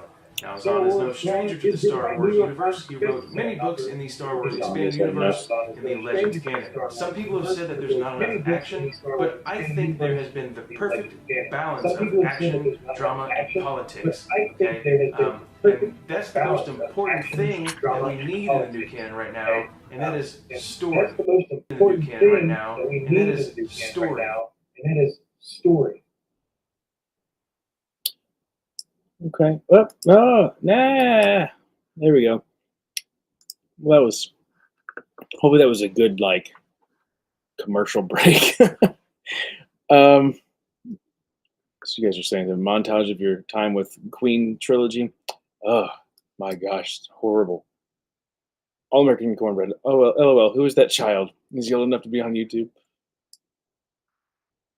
LOL. The echo. Oh man, there was an echo. Crap. Sorry. Probably because I didn't mute the mic. That was probably the problem. I'm sorry. I'll fix that the next time I do something like that. Rob D. Matthew does not look old enough to be with a Twi'lek yet. Ew. Apparently, R.L. Stein has dark, gory, language-filled works to the likes of Stephen King called Fear Street. May not be anybody's cup of tea, but it has me interested to know how unbound Stein could be. I think I have a Fear Street novel.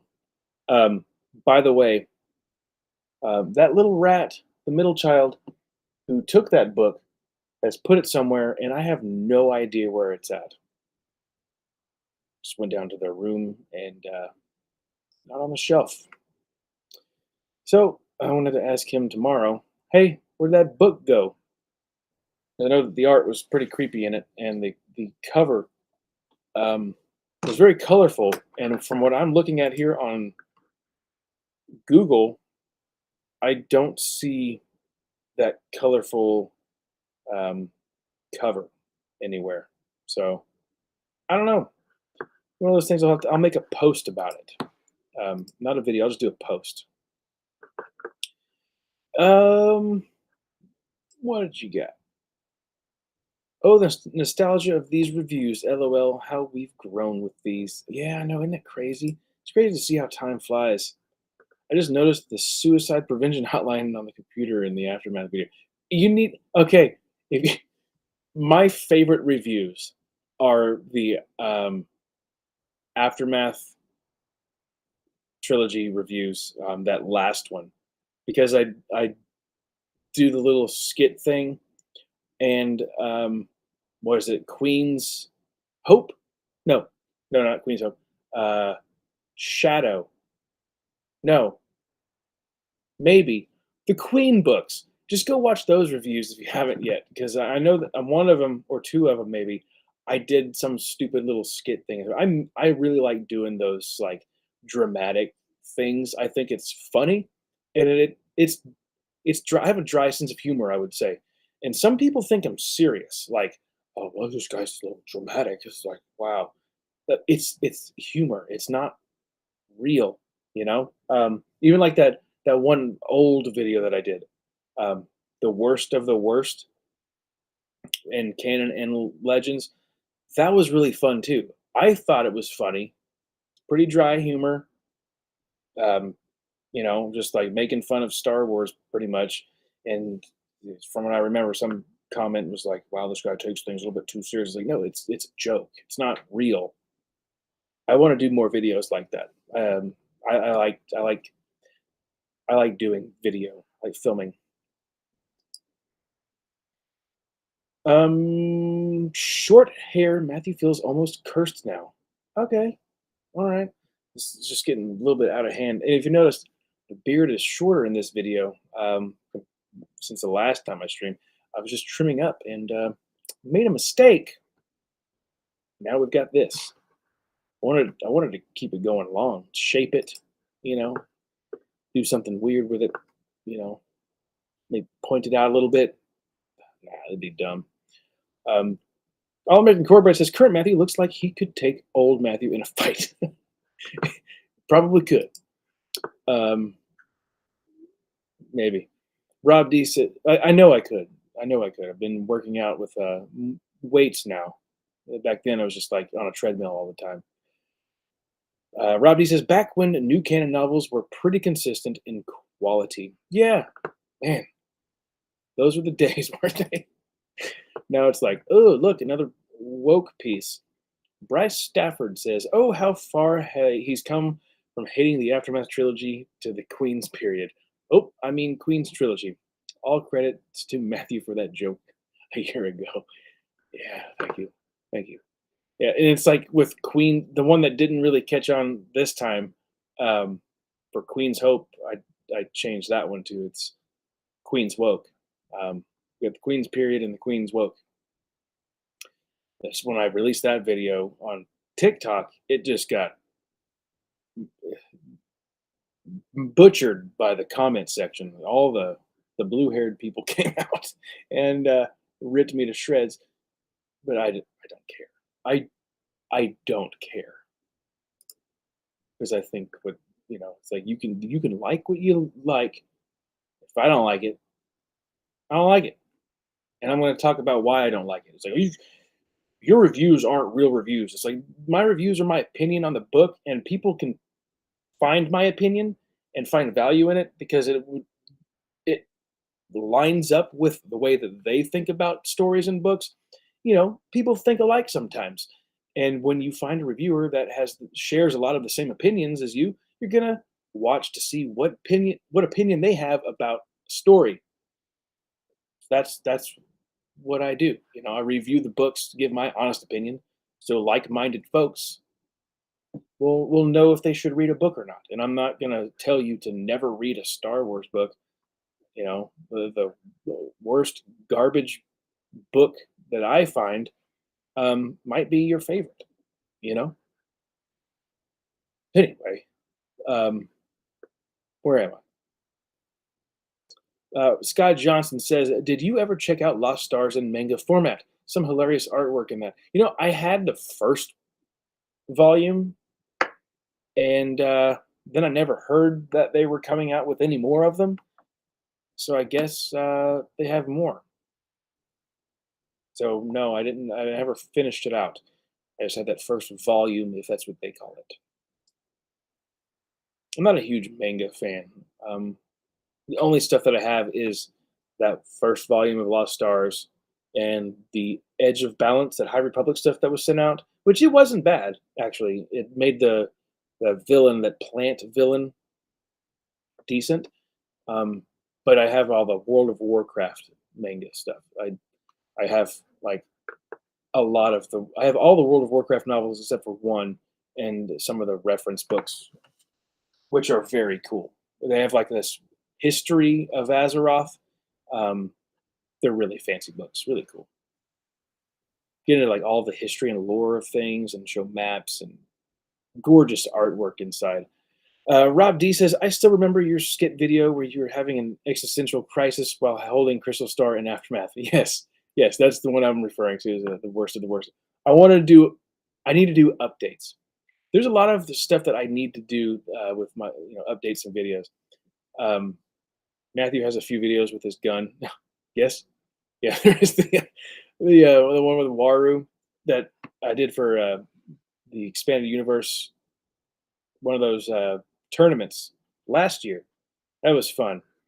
I did next year. Matt Wilkins will want me to be a part of it again, and I could shoot some videos in advance for that storyline of the tournament, because that was fun. 'Cause he asked me, he's like, "You want to do anything for it?" And I was like, I got ideas. I want to be like a reporter." And that last episode, the last video that I shot was in my attic, and I pulled out a gun. That was fun and unexpected, I would say. All American Incorporated says that's to be expected on TikTok. LOL. Yeah, yeah, I guess so. And Bryce Stafford says, if only Matthew could have made an Office Space printer scene parody with the Queen's book Aftermath trilogy and Crystal Star alongside Jeremy and Matt. That would be great. I've got a lot of video ideas. I've got a lot of book ideas. I gotta do those.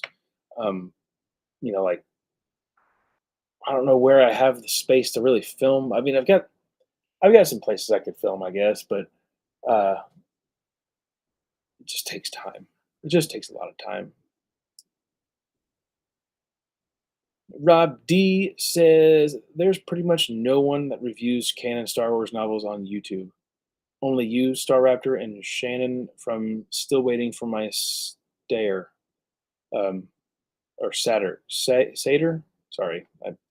Yeah, I don't really remember seeing much on the canon reviews either. I know there's a lot on like Instagram. Like I'm in a group and in like Facebook groups, people that just like post a picture of the book and then like a paragraph review.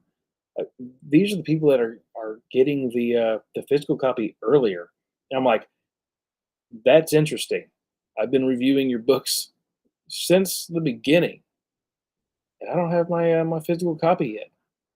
But I could take that as a sign that maybe my time to review the canon material is expiring. I don't know. I keep going back and forth on it. I really just, I don't know. There's something about it that just kind of brings me down. I did have a lot of fun with Brotherhood. Like I said, that was an instant favorite. Like I love that book. That is that is Star Wars. It feels like expanded universe. It feels like it would fit right into like, oh, I'm gonna watch the movie, then I'm gonna read the book, then I'm gonna watch the other movie because it all ties in.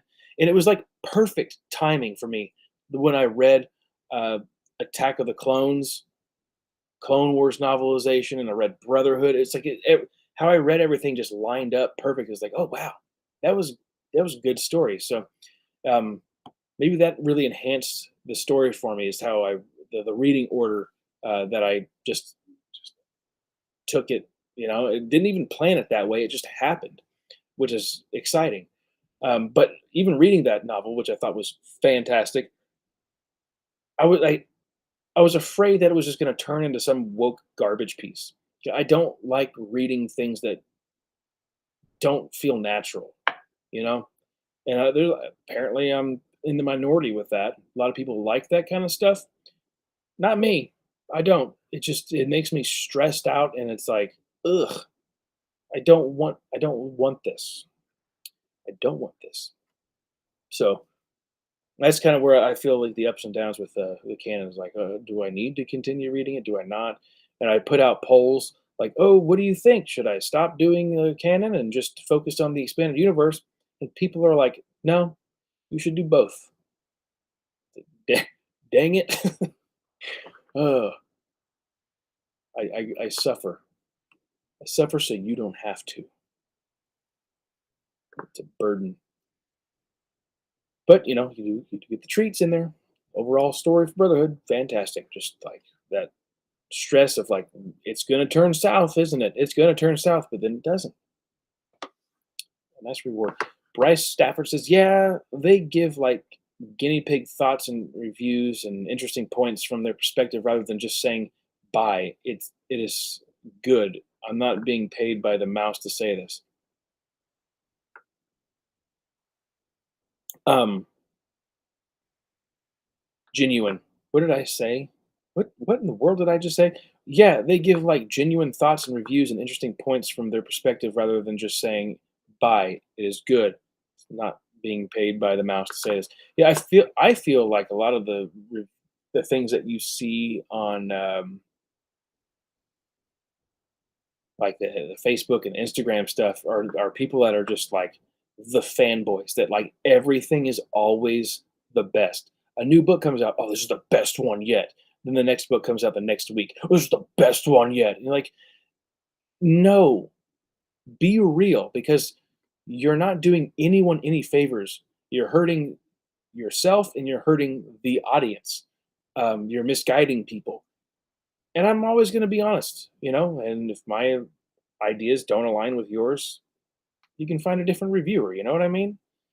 Um, and I'm pretty sure if people have been following me for a while now, you know where I stand on a lot of my thoughts and beliefs and how Star Wars is and how it should be. I mean, I'm not watching Disney Plus anymore because they fired Gina Carano. It makes me mad. And people, the TikTok crowd was like, oh yeah, like they want your money anyway. It's like, yeah, it's a major corporation. They want my 6.99 or 7.99, however, whatever it costs these days. They most they absolutely want that money, and I'm not going to give it to them because of the way they mishandled um, other people because of their belief system is you should believe and say and do exactly what we say, or you're out. It's done. It's done. And I'm not paid by anybody to say that a book is good. Of course, I do get the review copies, the free books that I don't have to pay for. But I'm not afraid to say if it sucks or not. So there's that. Um, Scott says, I'm surprised you're still getting the canon books sent to you after the Queen's period. Yeah. Hey, maybe sometimes I feel like they've seen my stuff and sometimes I feel like they haven't. And I think they do. I think they see it. And I think some people are like, we got to stop sending him stuff or send it to him at the last minute. Maybe he won't be interested because, and there was one time when I released a review at midnight my time, and apparently that broke the embargo rules. And like they were like, no, you can't do that. It's like I didn't know it was supposed to be business hour like time to release a review on the internet. Like only the hardcore fans are going to be up like watching a review at midnight. You know what I mean? Like it's like you wake up in the morning and I release it at midnight. It's probably got 2 views in the morning. Nobody cares. You want that hype, don't you? It was a positive review as well. But yeah. Rob D, the bright side of new canon, the gems are highly appreciated. That is a 100% true statement. Yes. Rob D, any more questions for us to answer? Um, I don't have any other ones that came to mind before I did this. Here's a random one. Uh, Dr. Squatch, the soap brand. Does anybody use that? Do you guys use Dr. Squatch soap? And have you heard of the Star Wars collection?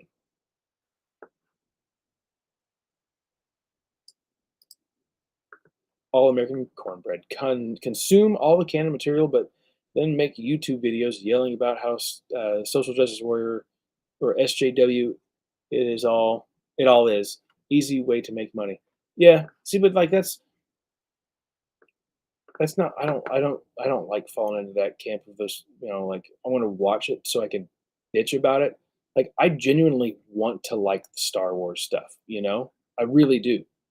Um, and I hope people will understand that when I do give a negative review, it's not because I'm like, hey, yeah, I'm gonna rip this book apart because it sucks, and I'm gonna laugh about it. No, it's like I want to read a book. I want to spend my quality time reading a book and enjoying it, not hating it. And it sucks to do negative reviews. It really does. Sometimes I'll have fun with it, you know, the aftermath stuff and the Queen's Shadow, Queen's whatever.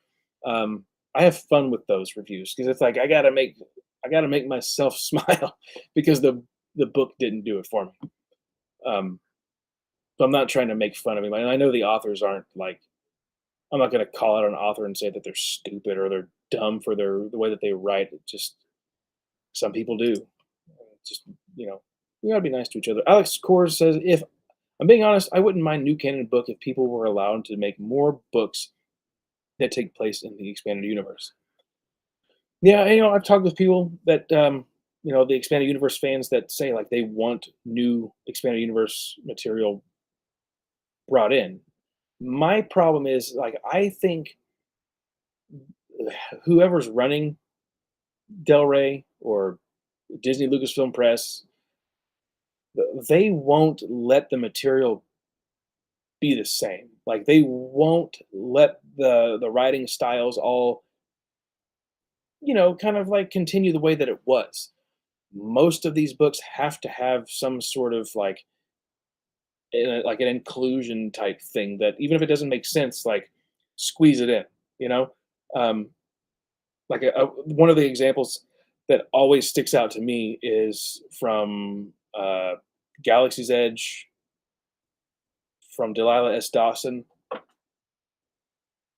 Black Spire. You're going through this story. Oh, this is a good book. This is a good book. This is a good book. Natural. Everything's natural. And then all of a sudden, she mentions, "Oh, I miss my girlfriend," or something like that. And it's like, and then it moves on back to like the story, and you're like, "Wait, what? What? What was that about?" It never touches on it again. It was like, check, got the woke thing in there. You know what I mean? It just it's dumb. I hate it. And I think they would do the exact same thing with those expanded universe books. They want, oh yeah, we can bring in all that stuff back in, but we got to make sure that it's all being, you know, inclusive to everybody, because everybody needs to be included in. It's hard to explain some of these things, right? Rob D says, all American cornbread. Jeremy from Geeks and Gamers, but he'll never admit he actually consumes it. See, like I've only I've talked with Ryan Kinnell. I've met him in person. I've live streamed with him. He's a cool guy. But I know he's part of that Geeks and Gamers group, which I've never seen their videos. I've never watched a single one of their videos. Um, I see their stuff shared on Twitter, but I'd never watch any of it. I just don't have any. I know that they have ties. Everybody thinks they're dumb, or they always just say negative things, and maybe they do say negative things. But you know what it does? It brings attention, and they know how to work that system of, yeah, we want the views and all the attention, so we're gonna do this or that, and everybody flocks to it. I say something that I guess might align kind of with what their opinion would be, and nobody cares, um, which is kind of good. Except on TikTok that one time, it was just like, boom, like, wow, that was unexpected. I think there was like, hey, you should see this guy. His views don't align with the way that canon people should. Let's attack him. And they just shared it with all their friends that are the same and post the same kind of comment. It all happened like within the same time frame, which is also the funny part. So I think it was one of those like raid things that people do. Bryce Stafford says, especially with the woke stuff, which I can't stand, just don't focus on one demographic and forget the rest of the audience. I may have enjoyed Midnight Horizon, but I just didn't like reading. See that? Yeah, that's the one that I heard. That's the one that I didn't read from the High Republic. I heard things like that, and I was like, I just don't. Why do I have to spend my time doing that? I don't want to. Scott Johnson, for what it's worth, I have bought at least 5 canon books solely based on your review. So Disney's getting their money's worth. Oh, okay. Hopefully, I steered you in the right direction, and didn't disappoint you. Bryce Stafford, Cantum Psi, and the gender pronouns of they, them, rather than he, since that's how he's portrayed. And now we have a trans clone trooper as well. What? I just can't with that stuff. I can't either. It makes no sense. It makes no sense. Rob D. Dr. Squatch, that sounds like the third world country ripoff of Mr. Clean. I forgot that I asked that question. No. I'm not going anywhere. Let me just grab it.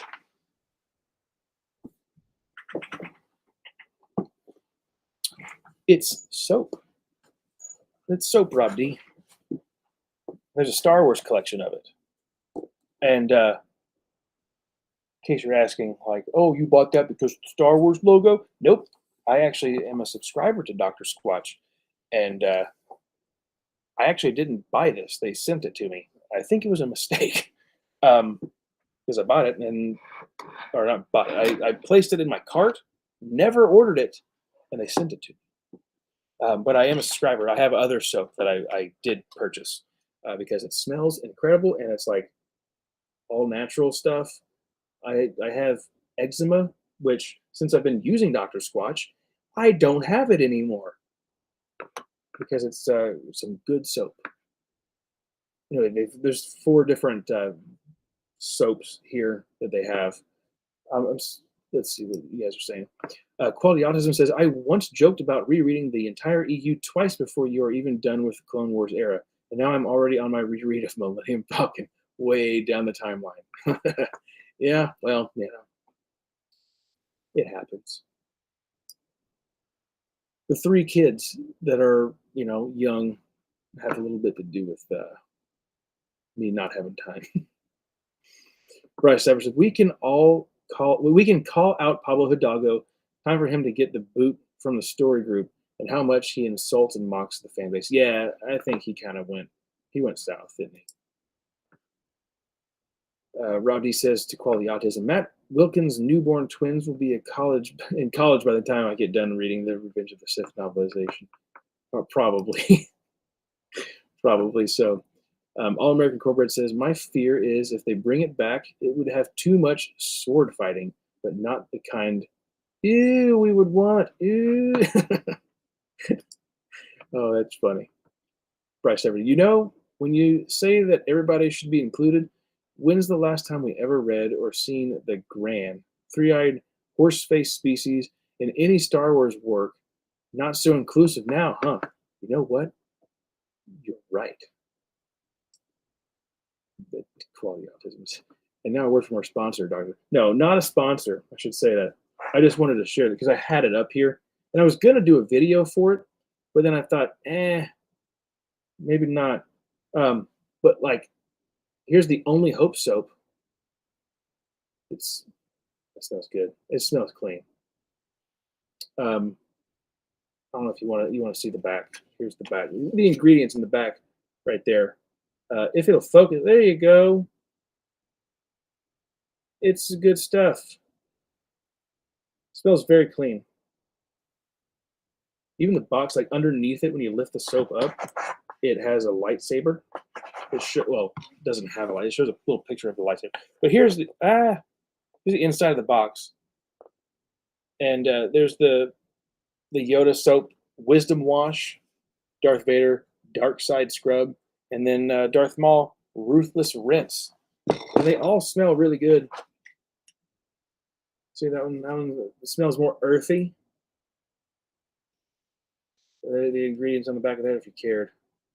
But I think this thing sells for like $32, I think, for the box set thing, the Dark Side Scrub. It was cool as there's sand in it. Funny, isn't it?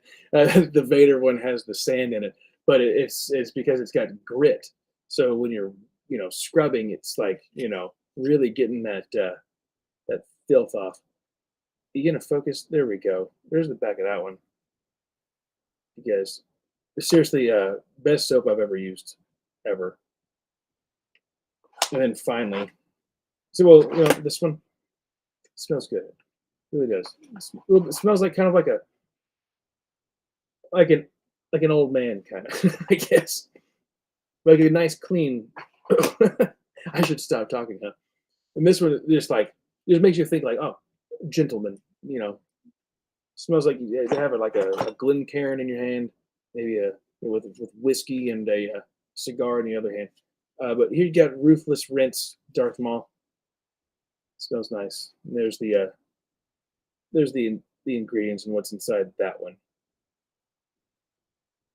So yeah, that's it for the Dr. Squatch. 4 specially crafted soap bars. I like it.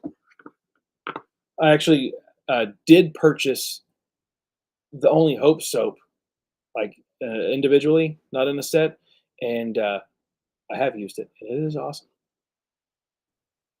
I actually have it on my next order too to get it again, which I probably could change the scent to something else because I can use this one now. Rob D says, Quality Autism, I feel like all YouTubers should make fun of themselves by wearing a paid shill sign whenever they promote something. Why not?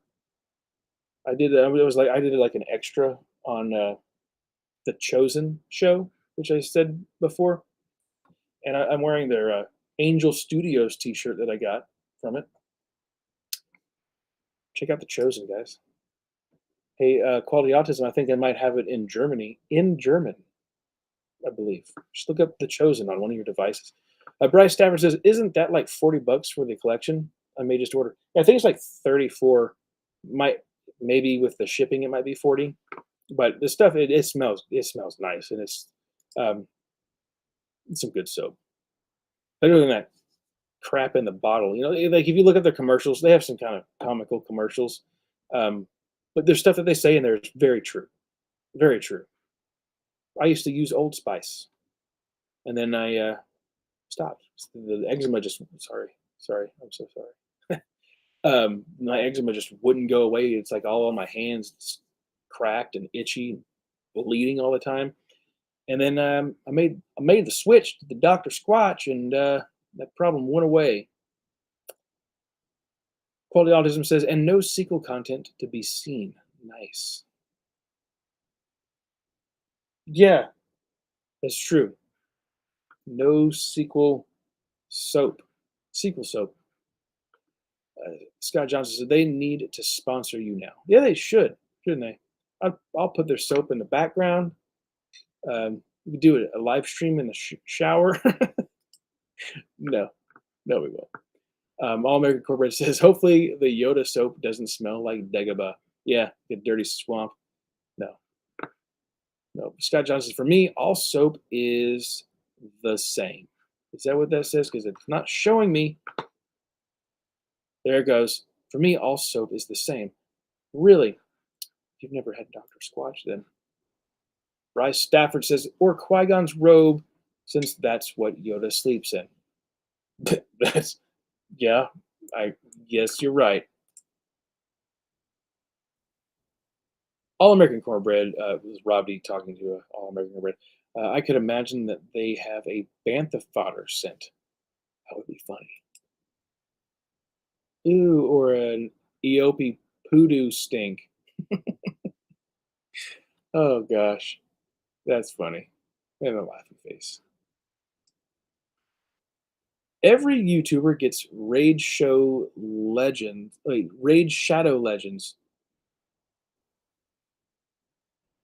Would Matthew be the first sponsor for Star Wars Galaxy of Heroes? LOL, you were the chosen one. Um, YouTuber gets Raid Shadow Legends? What is that? Every YouTuber gets Raid Shadow Legends. What are you talking about? I'm lost. That's pretty racist, this is. It's quality autism. A soapist. A soapist. How to Kill a Monster.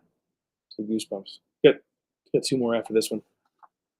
Oh, I guess I was wrong. They're not bookmarks that are included. Oh, wait, no, that one's got a bookmark that says, I love Goosebumps. Reading is a scream.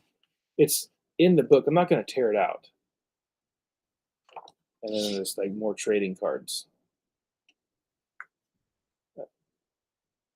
Legend of the Lost Legend.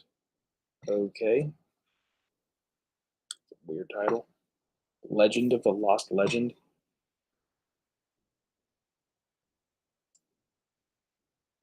Bad Hair Day. Creepy. And then I've got one more here. Night of the Living Dummy 3. Nice. That's all the Goosebumps books that I have. Okay, Quality Autism says Raid Shadow Legends is some garbage game that many YouTubers promote for money in their videos. Ah, really? Okay. Yeah, I need to have them be a sponsor. Oh, listen, I'm kidding. That'd be cool though to have a sponsor for something. Raid Shadow Legends, the proud sponsor of the Quartering and every other YouTuber. Never heard of it. That's crazy. Bryce Staver said, Raid Shadow Legends, basically every YouTuber sponsor of a crappy mobile game that reaches out to any channel to promote it. Shadow Legends. Weird.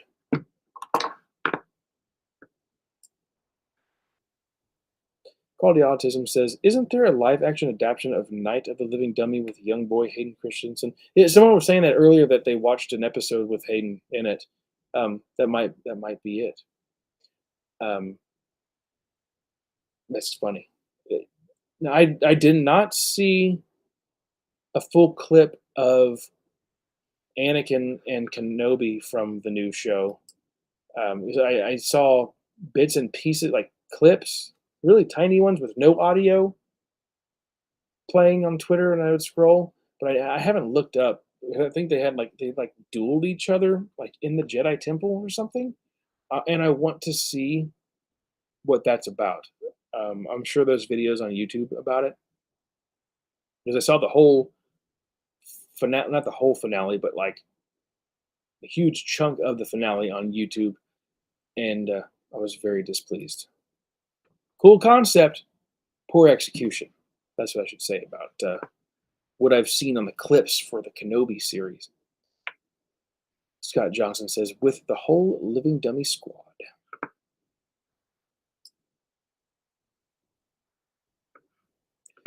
Scott Johnson, I think so. I think he's in Are You Afraid of the Dark, Goosebumps, or both.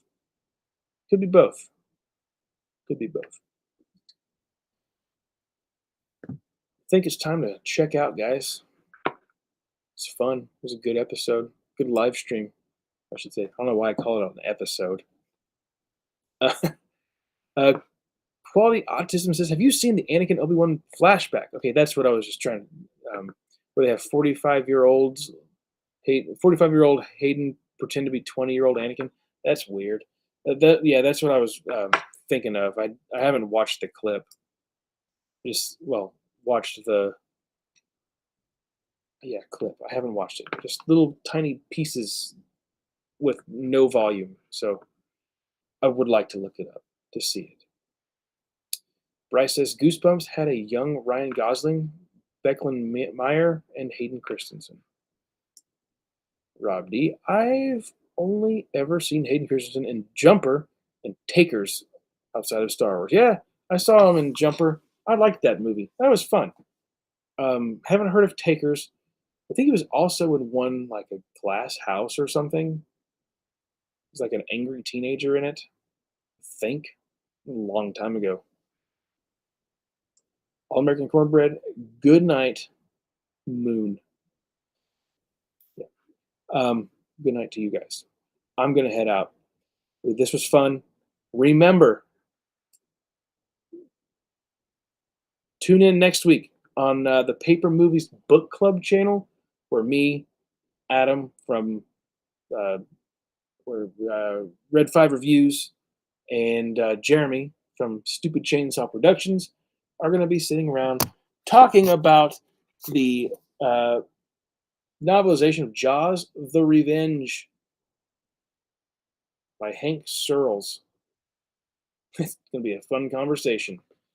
So stay tuned for that next week on the Paper Movies Book Club channel. Around 9 o'clock, I think, is when we're going to do that live stream. And I'll just say right now, probably not going to really pay attention to the comment section. We turn that off when we're doing our book discussion.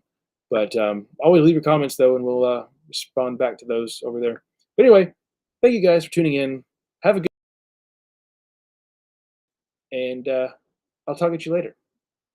Bye.